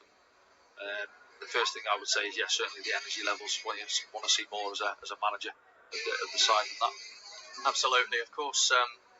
Yeah, we touched on the first half at South Shields. It was ruthless and got to the point where in the second half the job was done. It was an opportunity to get the 21s on without too much pressure. Here come the Sunderland boys now. We're just going to see many of the same players.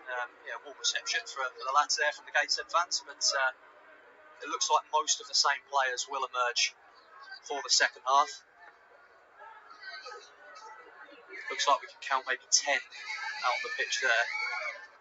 And there will be an 11, so it looks to be Jack Clark's just in the dugout there, look. Yeah, so same lads back out, but I think for both teams really we'll have to wait and see. I think, yeah, as we said there, looking at South Shields changed the whole 11 at half time. I think that was maybe to the scoreline as well, whether that was intended or not. But Gateshead were happy with the position they're in and sent the same lads back out. So there'll be a lot of changes for themselves as well in the second half.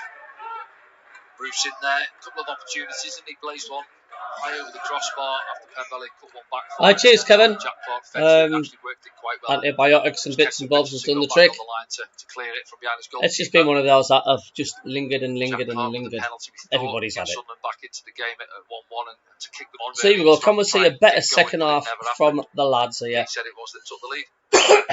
Absolutely, it was. And Dodds must be taking charge of this game now. I know. And Sunderland now attack from right to left with it looks much the same players that were out there in the first half. We will confirm or deny that in the coming minutes, but here's Elise meanwhile, and Joe back to Luke 09.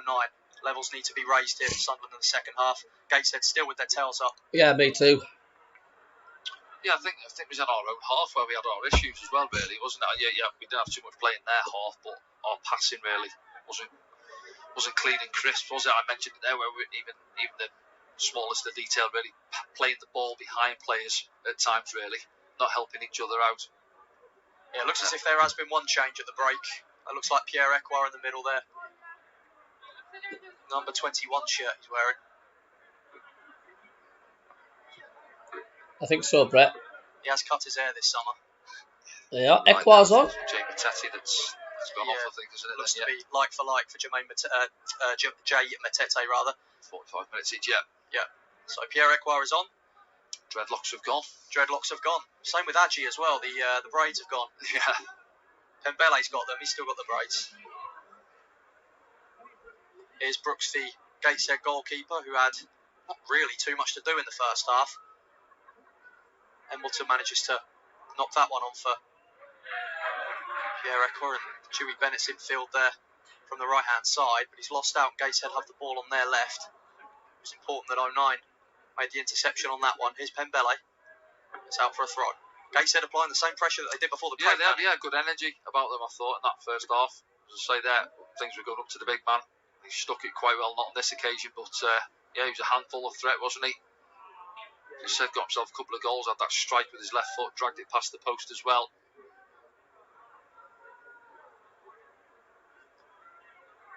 First few actions of the second half for Pierre Equa, the solitary Sunderland substitute at the break. Is on.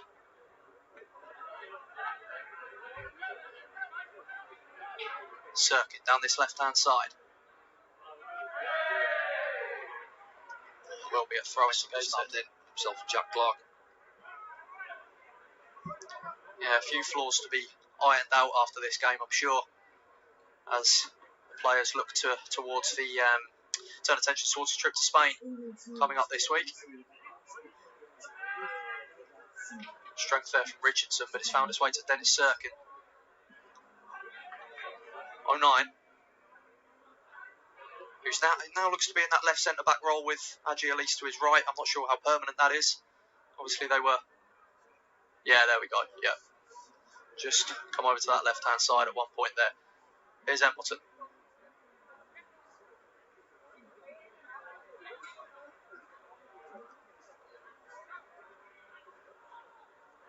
Attempted pass there from Equa could land to the feet of Joe Bellingham, and yeah, I think it's was it Elliott that used to be the goalkeeper. Was it Rob Elliott? I think he used to be the keeper for Newcastle. Seemed quite frustrated with himself there, Joe. Yeah, loose ball, wasn't it? It's good strength, as you say, from Kenton Richardson, just held him off. It's Hannant, who was able to get forward quite a lot for Gateshead in the first half from the right back position, and he's found Whelan, the Manchester United Academy product. Thanks, Kevin. Cheers, mate. Here's McGowan, looking to suss his options. No hot ball to the left-hand side for him, was there? It's all down this right-hand side. Richardson. Tinkler. Gateshead just biding their time here. And this was the difference between Gateshead and South Shields. Shields never had that relaxation on the ball. And they never really had 5-10 passes, did they? They gave it away, especially in the second half. Yes, they were set up a little bit better in terms of defensively and looked after the ball in their own half, but as soon as they got to the halfway line, they give it back to Sunderland. And about 20 passes later, it's found its way to Whelan. He's got Hannant to his right, and it could come across the box here. And Equa managed to get enough on it, and it's cleared by Luke 09. And Dewey Bennett should steer this one to safety somehow, and he hasn't really. Embleton could get onto that. It ended up quite effective from Dewey Bennett. Here's Rusin. He had Jack Clark up ahead of him there, but he's elected to go back to Jobe. Now it's Clark. Here he goes, Jack Clark, straight past Richardson, down this left-hand side. Can he have a good end product here? He plays it across the box. Now it's Dewey Bennett. Curled effort with the left foot. Now it's Jobe. Hasn't quite bounced down nicely off his chest for him. Equa. Now Sirkin. Is he going to whip it in or find Clark? He finds Clark. Good spell of pressure from Sunderland, this. It's back to Elise. Yeah, it was better from Jack Clark, wasn't it? Went past his man, Kenton Richardson, a couple of times. Can Embleton reach this one? It should be shepherded out, and it is from Kenton Richardson. Yeah, good defending. Aye, Elliott. He's looking sharp as Clark. He's looking sharp. Again, shepherds out of play. But like I say, this is only a friendly game. Known each other a long time, Richardson and Embleton, both the same age, both Durham boys. So I don't think we're going hell for leather. The big man again for Gateshead. It's found its way all the way through. Osani will try and reach that one.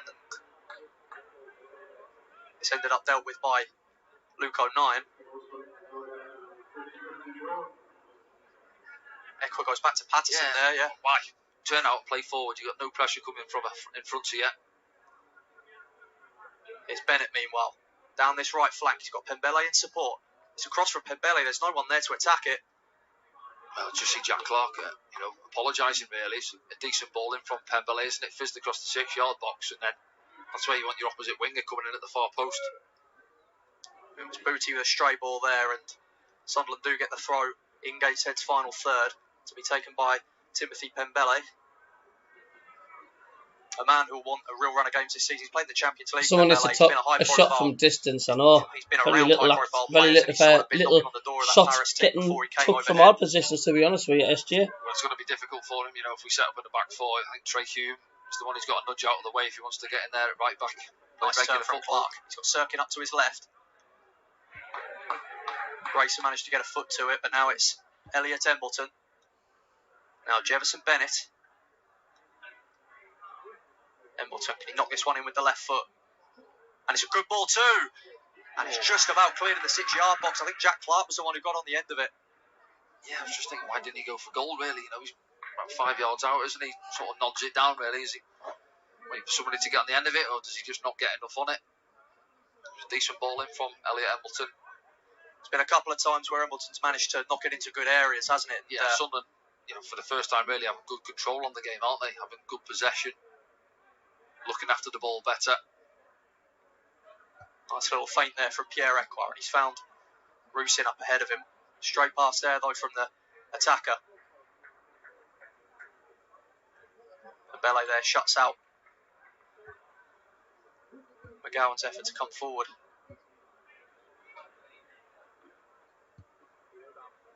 Gateshead getting a bit of a breather now, as, like you say, Danny, Sunderland with a bit of a spell of possession in the last 5 minutes. Can they get the goal, though? And obviously it's been eluding the team.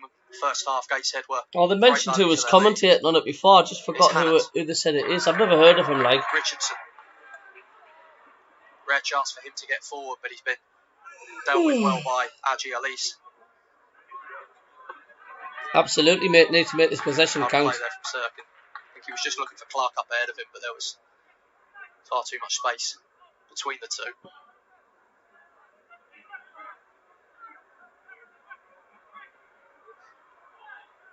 Here's Whelan, got time to turn. There's a touch from Elise, there's Ekwar, and it's a foul. Yeah, I think they play out well from the goalkeeper, don't they? You see that little passage of play a minute ago, the two little centre midfielders want to come in and they just pop it off in triangles out to the full-backs, beat the press really well.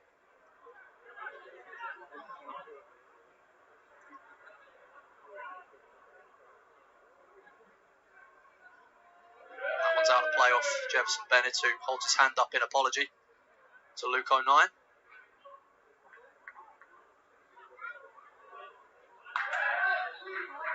Ekwar penaliser. Gateshead full of confidence off the back of last season. Reached the playoffs, couldn't compete in the playoffs due to ground regulations, which is harsh on the players and the coaching staff. FA Trophy winners, of course, on penalties against Solihull. Playing with their tails up this afternoon. Booty tries to play it over the top towards Ollie, the skipper. He's got O'Nien in close attendance. It's back to Allen who'll knock it in. It's wayward in the end. Yeah, there's only Hosseini in the box, really. He makes the run to the near post, doesn't he? Getting across the 6-yard box, and the ball comes in over the top of him. I don't think we'll beat Spain, Brett. I hope we do. Love it. Moving into the early evening here in Tyneside. I'm not going around painting roundabouts with St George's flags and saying we've won it, because I think we'll have a really difficult game. I think Spain have got far too much for us. For Jefferson Bennett, who can stretch his legs down this right-hand side. I can't see us getting past Spain. I can only see Spain win, I'm afraid. Can he pick a I hope I'm teammate wrong. out? Of course I am, but came out to Dennis Sirkin. Took a touch, got it on his left foot. any other team, I would have said we've had a chance in the final, but not Spain. Be a corner kick to be taken by Jack Clark. Moves away from that one. I think they were considering the short one there. They've had a hard route to the final and they've been the more convincing and comfortable wins. We've so had, far in this game. you know, played a lot poorer teams, not one of his best, and we've cleared just struggled from like inside mad, the 6-yard apart box. from the Gateshead looking to Netherlands counter. game. Can Hosseini make this one? Not quite.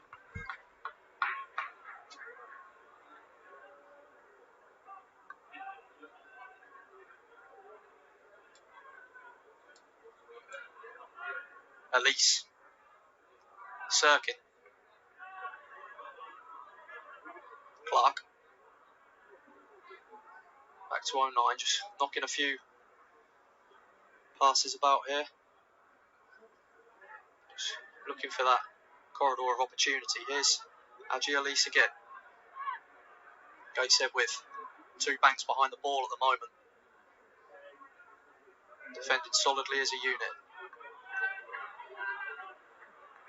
Yeah, good shape, I said earlier on that first half as well. Out of possession, well organised behind the ball. Gateshead making it difficult for Sunderland to thread balls through the lines into the midfielders, into the forwards. That's a good ball from 09. He's found Pembele. Sunderland make the most of it this time. He's up against Grayson. In from Pembele, blocked by Booty.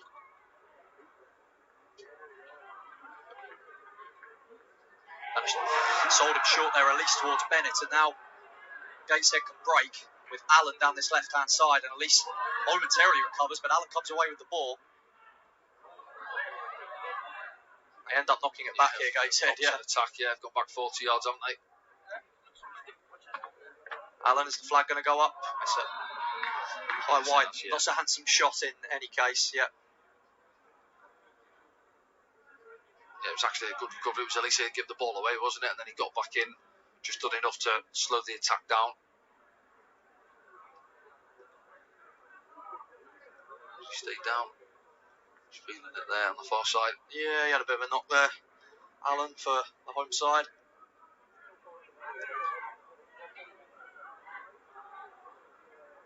Here we go again with Equa. Embleton, nice flick. Bennett. Embleton looking for that one again. It should be dealt with by Tinkler, and it is.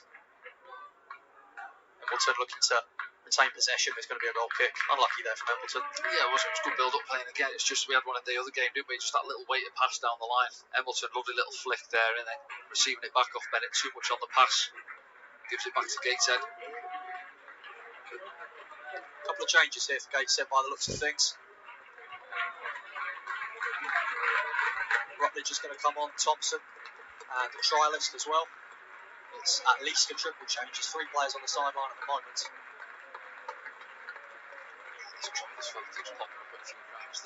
Yeah, proud day for the Trialist family, as the cliche goes. So, Trialist is on, Thompson is on, and Rutledge is on. That's three Gateshead substitutions there. First three of the match to be made by Rob Elliott.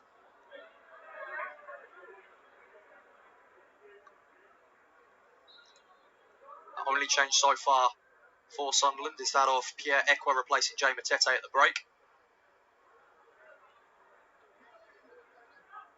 A few of Graham Murty's under-21 squad are on the bench, and did get 20 minutes apiece against South Shields with the game already won. We will expect to see them at some point during this second half as Richardson goes back to Brooks. Someone looking to put the pressure on, but it's a nice turn from Booty, and Job does get an interception onto the ball. Between Danny the half-time break and now we're approaching the hour mark, is there any change in your opinion on this game? We've had better control on the game, I would say. We haven't really done enough with it in the final third, have we? How many saves did the goalkeeper had to make? None, has he? I think Jack Clark almost had that header with the ball in from Embleton. Yeah, you can see how I expected the game to go, really, for us to try and dominate possession. It wasn't the case in the first half.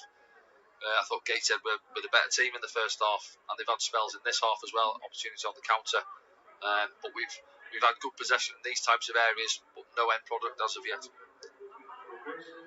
And he's going to try and change that. It's Job, and it's a cute one threaded in for Cirkin. Now it's out to Jack Clark. Clark, he does go down. I think there's not a lot of chance of anything going there. Goal kick. He has a little look at the referee, doesn't he? You're not getting a penalty for that. There were not two but three Gateshead players surrounding him there. Wasn't a lot Jack Clark could do. We talked about them doubling up on him. I think they were going even more so there. Looks as if they're going to replace their goalkeeper, yeah.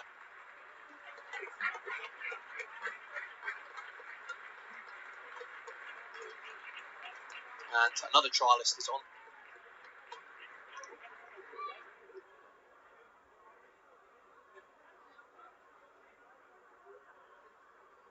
So Gateshead continuing to change things up. Made their fourth and fifth changes of the match.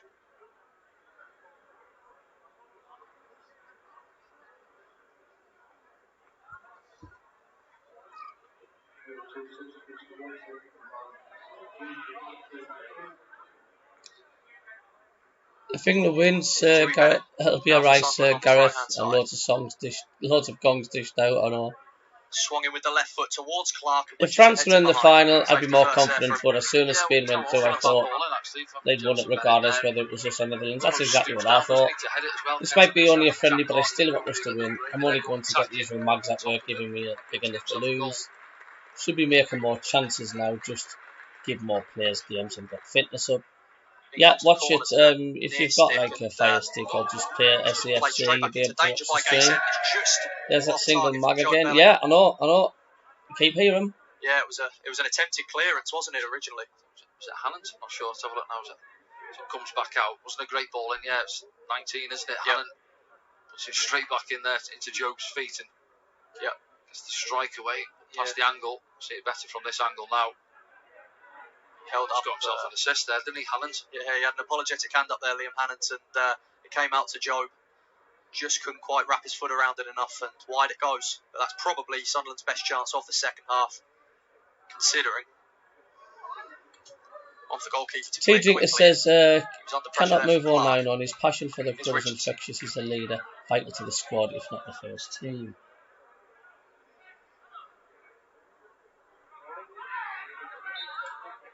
Free kick in favour of Pierre Equa.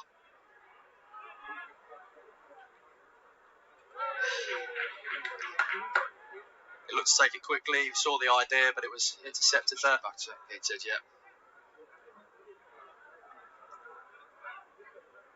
Booty now for Gateshead. Tinkler.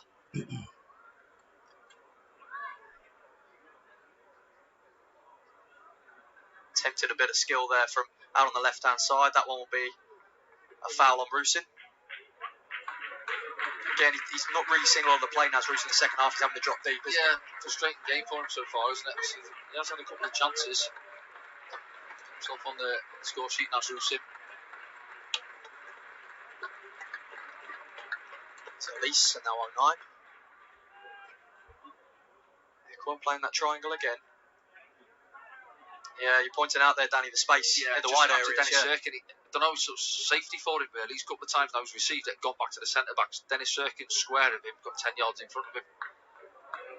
Ball played up now towards Rutledge, who's going to look to find Whelan. Just kept in play. Now it's their trialist at left back, who's looking for the foul, doesn't get one. Embleton puts the afterburners on, tries to come forward and play it out towards Naz Rusin. As players arriving in the box, Rusin's coming there himself. Is Sirkin. Now Joe. Now Clark, he's got room to turn. He's one-on-one. Jack Clark, Embleton, it was sliced. Can they get a shot away? Bennett's over the top. Rusin is the first opportunity off balance and then it drops to Jefferson Bennett there. Let's have a look at it back now.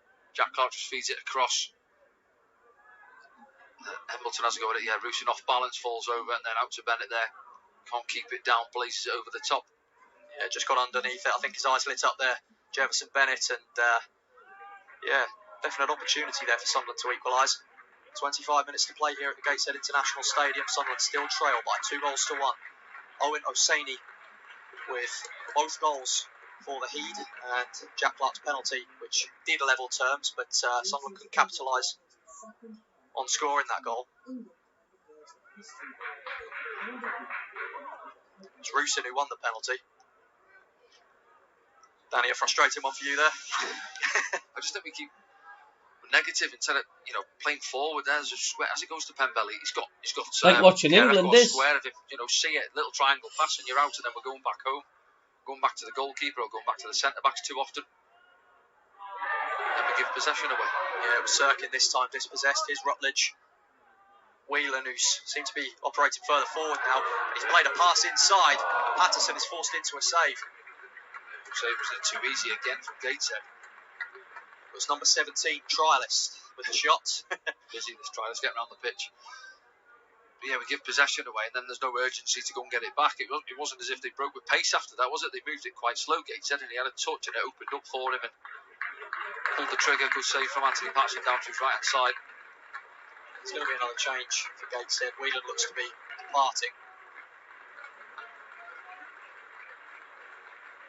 Bramwell and John look to be the two men coming on now.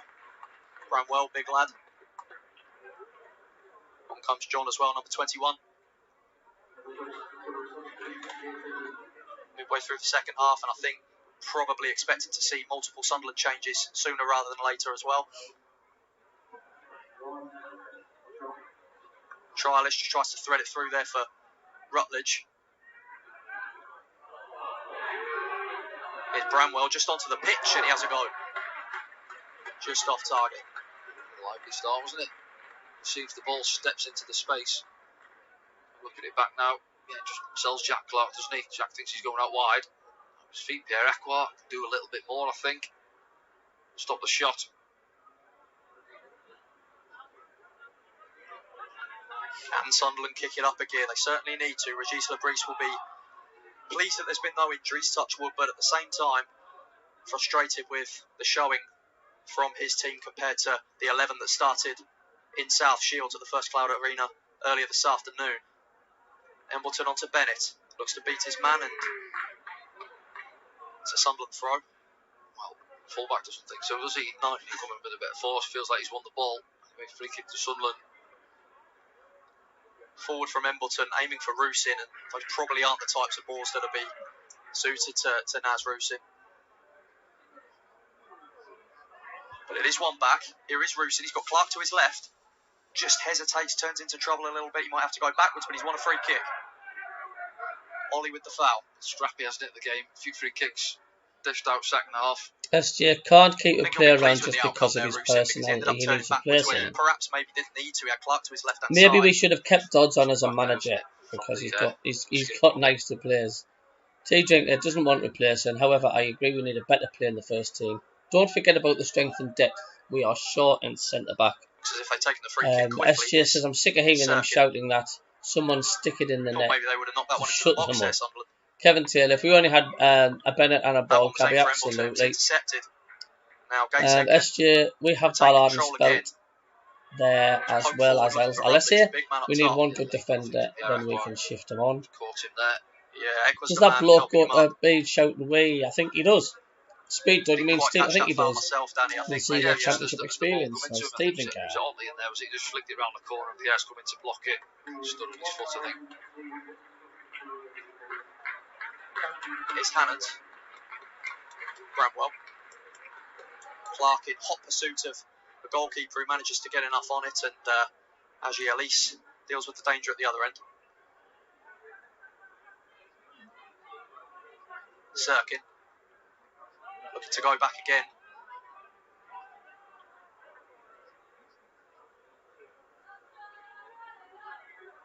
Not quite too much urgency. It's obviously the start of pre-season, which is affecting these things slightly, but there could be an attack on here. Here's Pembele.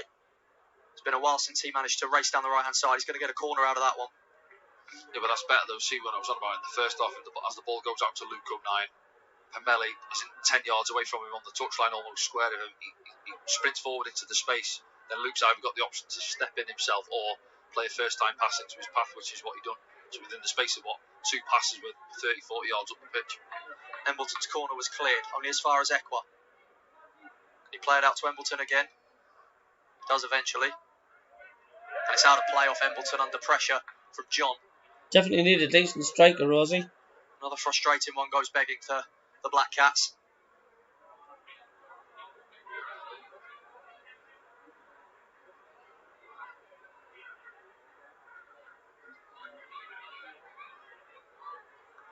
Gateshead will happily take their time.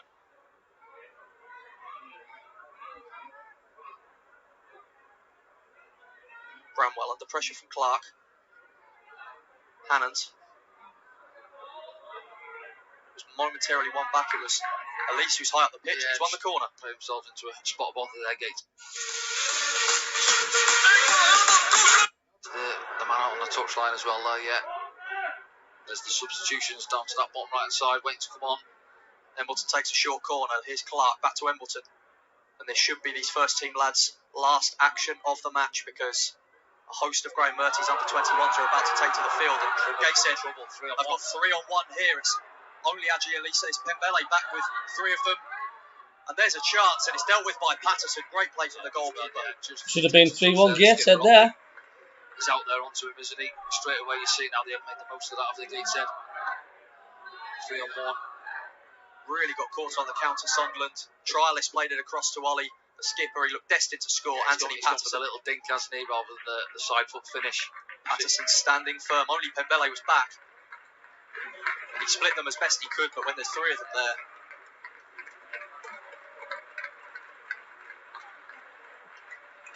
Patterson saves Sunderland from going 2 behind there. And I think now we're about to see, possibly after this corner, wholesale changes. It's taken short. Booty knocks it back. And it goes to the far stick. And it was Trialist who headed it over. Again, he's free at the far post, isn't he? I mean, it's taking short. Got to get organised now. We've got bodies back. It's almost, 7 or 8 against 3 in the box there. And he still finds himself free at the far post.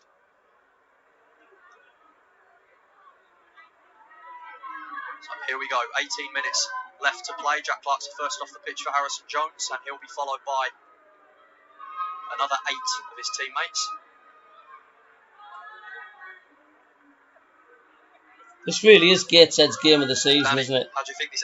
Well, first of all, these 21s came in when the game was already won against Shields. Now they've got something to chase. Different situation, isn't it? Yeah. So as I say, there the sort of game had died, hadn't it, in that second half. I think South Shields were happy to keep it at 5, and then we almost played within ourselves. But yeah, I mean, when you talk about the score pre-season game, you don't want to lose game of football, but obviously you're losing to a rival, really, a team who are a couple of divisions below you as well. But yeah, opportunity for these boys to come out here 15-20 minutes or so and to try and put things right. So now it is Patterson, Ekwa, and plenty of Graham Mertens under 21s. Ollie Bainbridge now at left back. Looks to knock it forward.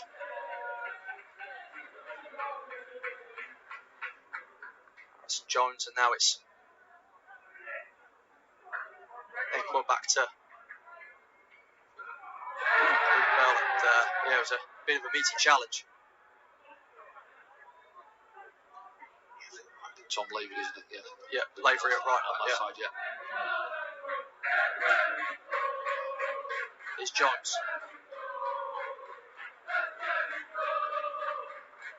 It's Tommy Watson with that effort. Yeah. And Watson direct there, looking to make just shifted it inside, and took a deflection or didn't catch it clean.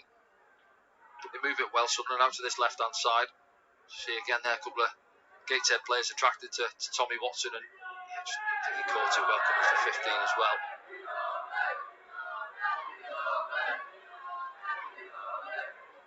Booty, something looking to be active and direct with the press, but Gateshead do come forward with that. It's intercepted.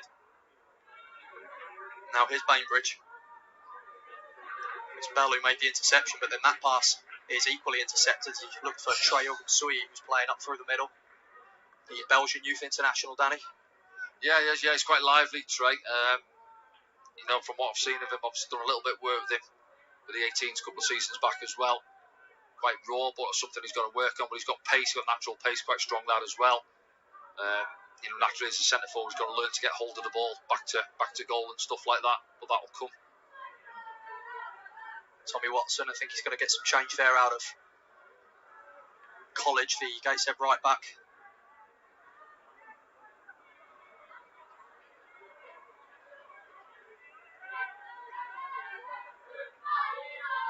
Just playing those triangles, Sunderland.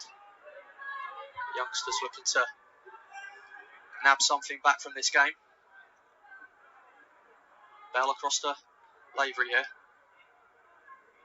Lavery by trade a right back, but he's in at centre half. Ben Crompton was meant to feature in this game, but he ended up getting 45 instead of 20 at Shields. Ogunsui, slightly loose touch. Can you see what I'm saying there? That's what I've just been mentioning there. Ball come into him there. No real pressure on. Just got to learn to stick it, get it tight, get hold of it. Oh, and it's gone no ways in football. Who's good for the squad? If you don't agree, that's on you, says T. SGS says, I think most have given up on this game. Looks like the players are the same. Just getting beaten there. John Ness, but nothing has changed. I really think we are going to be in a relegation scrap 3 seasons now. Decent striker or 2 has been needed, and same old crap. Nothing coming out of Speakman's mouth. T also says, a new striker could make or break our season. SJ, just because 09's a nice lad, it doesn't give him an automatic right to be in the team. He makes more mistakes than most and is not a defender. Kevin Taylor says it's going to be a long season again. Cabby, I fear. T-Drink, I agree. He's not vital to the team, but he's more important as a squad player. Is Lavery.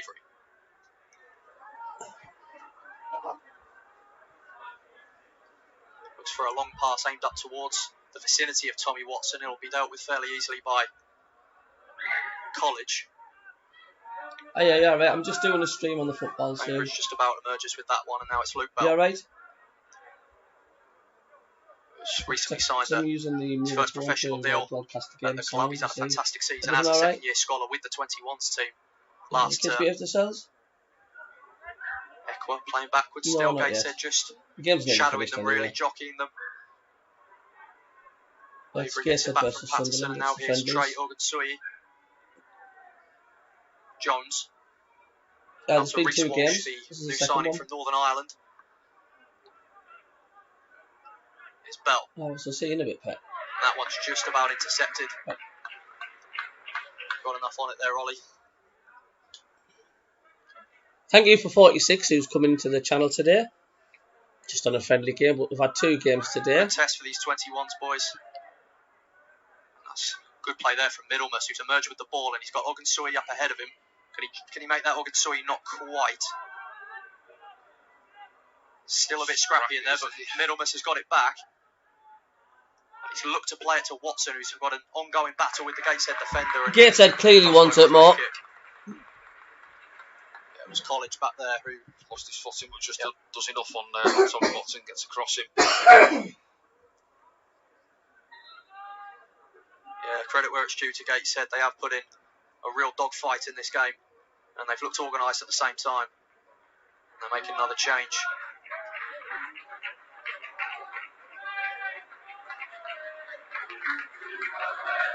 This is coming up.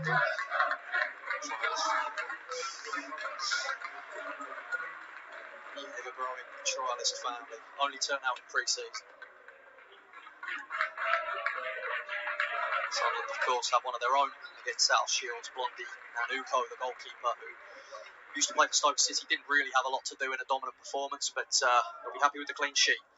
Here come Gateshead with Booty. Under pressure from 3 Sunderland players. They're really energetic, industrious, just trying to impress out there. First few touches. It's a nice turn. Trialist, but it's a loose ball in the end. It was behind Thompson, and now Sunderland can break.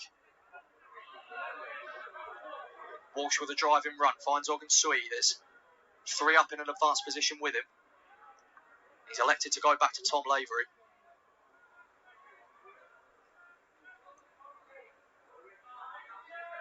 It's going to be a foul here.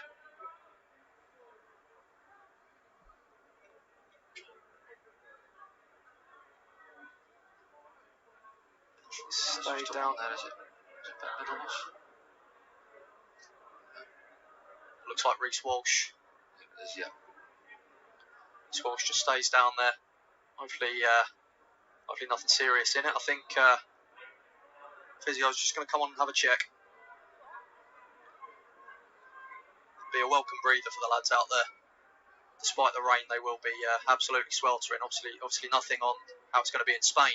A few of these 21s boys will doubtless make the trip as well. Be in there with the first team. Yeah, it was Bramwell. Comes through the back of him, doesn't he? He's about twice the size of Reece Walsh, the teenager. But this is it, isn't it, Danny? This is what these players have got to get used to. Yeah, of course. They're at that age now, as we say. And we spoke about, didn't we, at the Shields game, how players are impressive, not just for their development, but for the here and now as well, because a lot of them have opportunities on loan at clubs at this level. Yeah, exactly that as well. And a lot of the first team lads, as we said before, are a similar age now to a lot of these so-called under-21s, aren't they? Yeah. And like you've said a couple of times, you only have to look at Chris Rigg as an example of that. And he really has led by example. He's up on his feet, Walsh, but he'll have to be waved back on by the referee. Tuning in just for the last embers of the game. It is Gateshead 2, Sunderland 1. All the goals in the first half. There's another substitution from Gateshead in the meantime.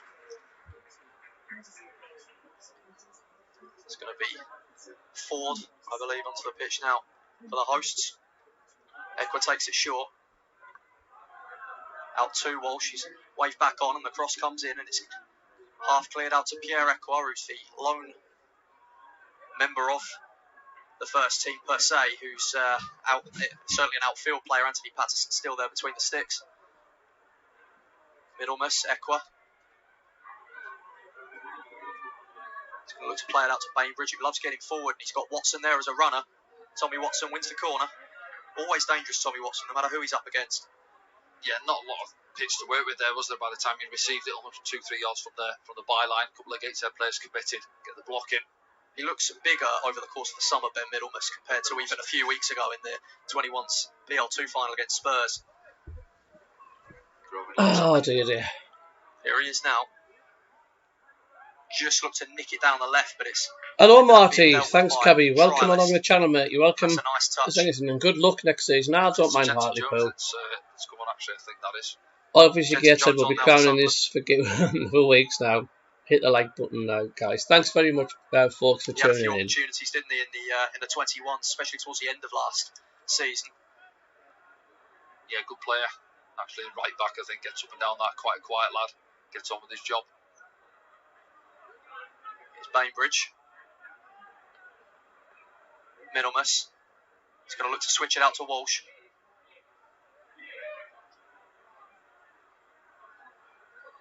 Coming from the right-hand side, there could be an opportunity. Bainbridge gets there first. Now it's Middlemas.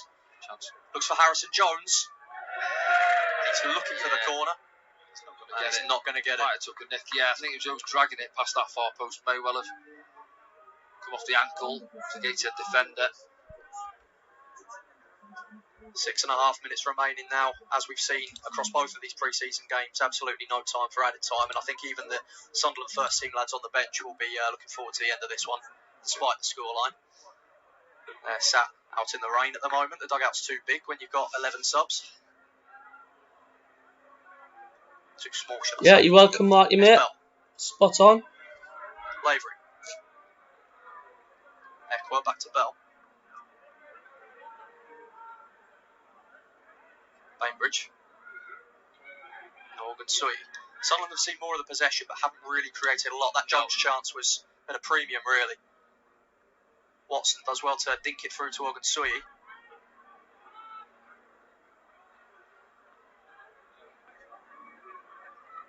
Just looking for a little bit more urgency now, Sunderland, in these closing stages. Here's Jones. Equa. So he looked to get in front. Could be a chance on here. There's a shot straight away blocked. Gateshead with plenty of men behind the ball. Don't have it too loud, dogs on the stream, yeah. That's a good play over the top. Bainbridge has got to get back now at Thompson. Today? Why? Trialist is dispossessed by Middlemas. Now it's Ogunsui, and there's 5 forward for Sunderland. 6 minutes to go. How long are each match? Jones. 90 minutes. So they played like more than one game, but they've got a big squad, only playing certain players, you see. Playing the kids and Here stuff. He is, Tommy Watson. He's going to dink it through, looking for Ogunsui. He's a big lad. Could have got his head on that. Gateshead have got enough behind it. Luke Bell picks up the pieces. Just need one chance, Danny, don't they? Yeah, it's like they're looking for that opening. You see, obviously, Gateshead sat back in that back offside on the far side. Walsh penalised there by the assistant. Almost a 5-4-1, really. Sunderland are finding it difficult to break through. Which about the last 5 minutes of the game. Too much stoppage time, will it? Hi, Summer. Hello, darling. Did you have a good time? Mate, did you have a good time? James Ollie, the skipper, has been given man of the match by the Gateshead sponsors. He did have that chance to make it 3-1, then Anthony Patterson duly matched him with a good save. Now it's come in from Rutledge on the right-hand side. It's gone off Bell for a corner. Here's Luke Bell, part of a big Sunderland family, all MACKEMs. Local boy. Yeah, good lad, Luke, as well. Saved up No, I'm not interested, folks. A couple seasons back, and that sort of leader type at the back, you know. Oh, we should learn Will Lancashire, says Michael. Welcome to the channel anyway, mate. Could be lining up for a long throw here with Trialist, one of many for Gateshead. straight into the 6-yard box, headed away by Bainbridge. Here's a second trialist in the number 17 shirt. And that's a good dink ball out to the left-hand side. Oh, yeah. You see that Party. 17 trialist there, I suppose. Yeah, he's played a couple of nice little balls, a couple of nice turns on since he's come on. Yeah, couldn't quite be done justice with the touch there, and it did get away from Gateshead's left winger, and now it's Ollie Bainbridge. Can Sunderland get something from this game? Oh, it is. It's just a kick about tea drinker. That's all it is. We can't. We went through the whole of the squad from the kids to That upwards. went well enough in the end. Here's Bramwell for the hosts. Rob Elliott will certainly be pleased by the showing from his side. Here's Thompson. Wow. Looks Was it a to good get party? outside his man, but 3 Sunderland players there weren't going to let that happen. He'd be delighted, Rob Elliott, wouldn't he? Former Newcastle goalkeeper. You're welcome, Gordon, mate. You're welcome. Going to be a long season. Dread to think that there might be a few of those in the Gateshead International Stadium this afternoon. It's Patterson. Cheers, Rosie. We still need 2 strikes. Heading towards now the last 2 minutes of this encounter, where all of the goals, like in the Shields game, have been in the first half. Not seen a second half goal today, but unfortunately it hasn't gone quite the way. It's been polar opposites, hasn't it?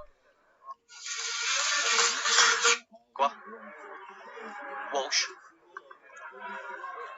moves up a gear, and it's just off the heel of the man in front of him, Lavery, and now his middleman gets it from Ekwa.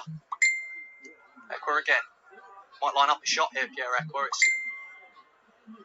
blocked out towards Tommy Watson. You finished, darling? Did well enough, but just got back to the Gateshead defence. Okay. Be the home side. So you've wiped your hands. Within 2 minutes. So Danny, as I asked you at the end of the Shields game, obviously in much different circumstances, who would have been the stand-up performer from a Sunderland perspective for you? See, it's difficult, this one. Yeah, you had no hesitation before. Yeah, there was a few candidates earlier on, wasn't there? Obviously, a different No, scoreline. they're not a bad side, Kevin. Looking Absolutely. past the scoreline itself, I was saying what you're looking for. You know, individually putting in a good shift, a good performance. Those are too many, to be honest, who can say, do you know what, I was at it today. Yeah, it's the first run out of the season, of course it is. But the lads at the other game will say it was their first run out of the season as well. Do you know what I'm saying? So you can't have it both ways. But no, I think it was disappointing. I wouldn't single anyone out really as thinking, they were at it, putting a good, tidy, solid performance. Too many guilty of spending too much time on the ball, wayward passing, no real tempo in the performance in that first half especially. And that sort of set the stall out really, and Gateshead almost, let's say, controlled the game. They had better moments in the game, especially in the first half. Yes, we've had a lot more ball in the second half, but done very little with it. Struggled to break them down, create too many clear-cut opportunities. We're in the dying seconds of the game now. The referee has checked his watch and realised we haven't quite played 90 yet, but that will imminently change. And it's going to be defeat in match day 2, or match 2 of match day 1 of pre-season. Not quite full time just yet. Here come Gateshead though in the meantime. It's a good challenge as Sunderland retain possession. Here's Tommy Watson, gets it from Bainbridge. Probably the last chance now for the visitors to grab an equaliser. He's straight past his man College. Tommy Watson, and it's into the hands of the goalkeeper off College, who made a recovery. Yeah, it's full time. Poor display from Sunderland, really. That. There's plenty of pre-season to go. Now attention turns towards Spain, and they'll be lucky to. Well, that's it. The lads will be off to Spain now. Once again, cheers for tuning in, guys. There'll be more friendly streams on the way, depending on the times. And I'll put a review up for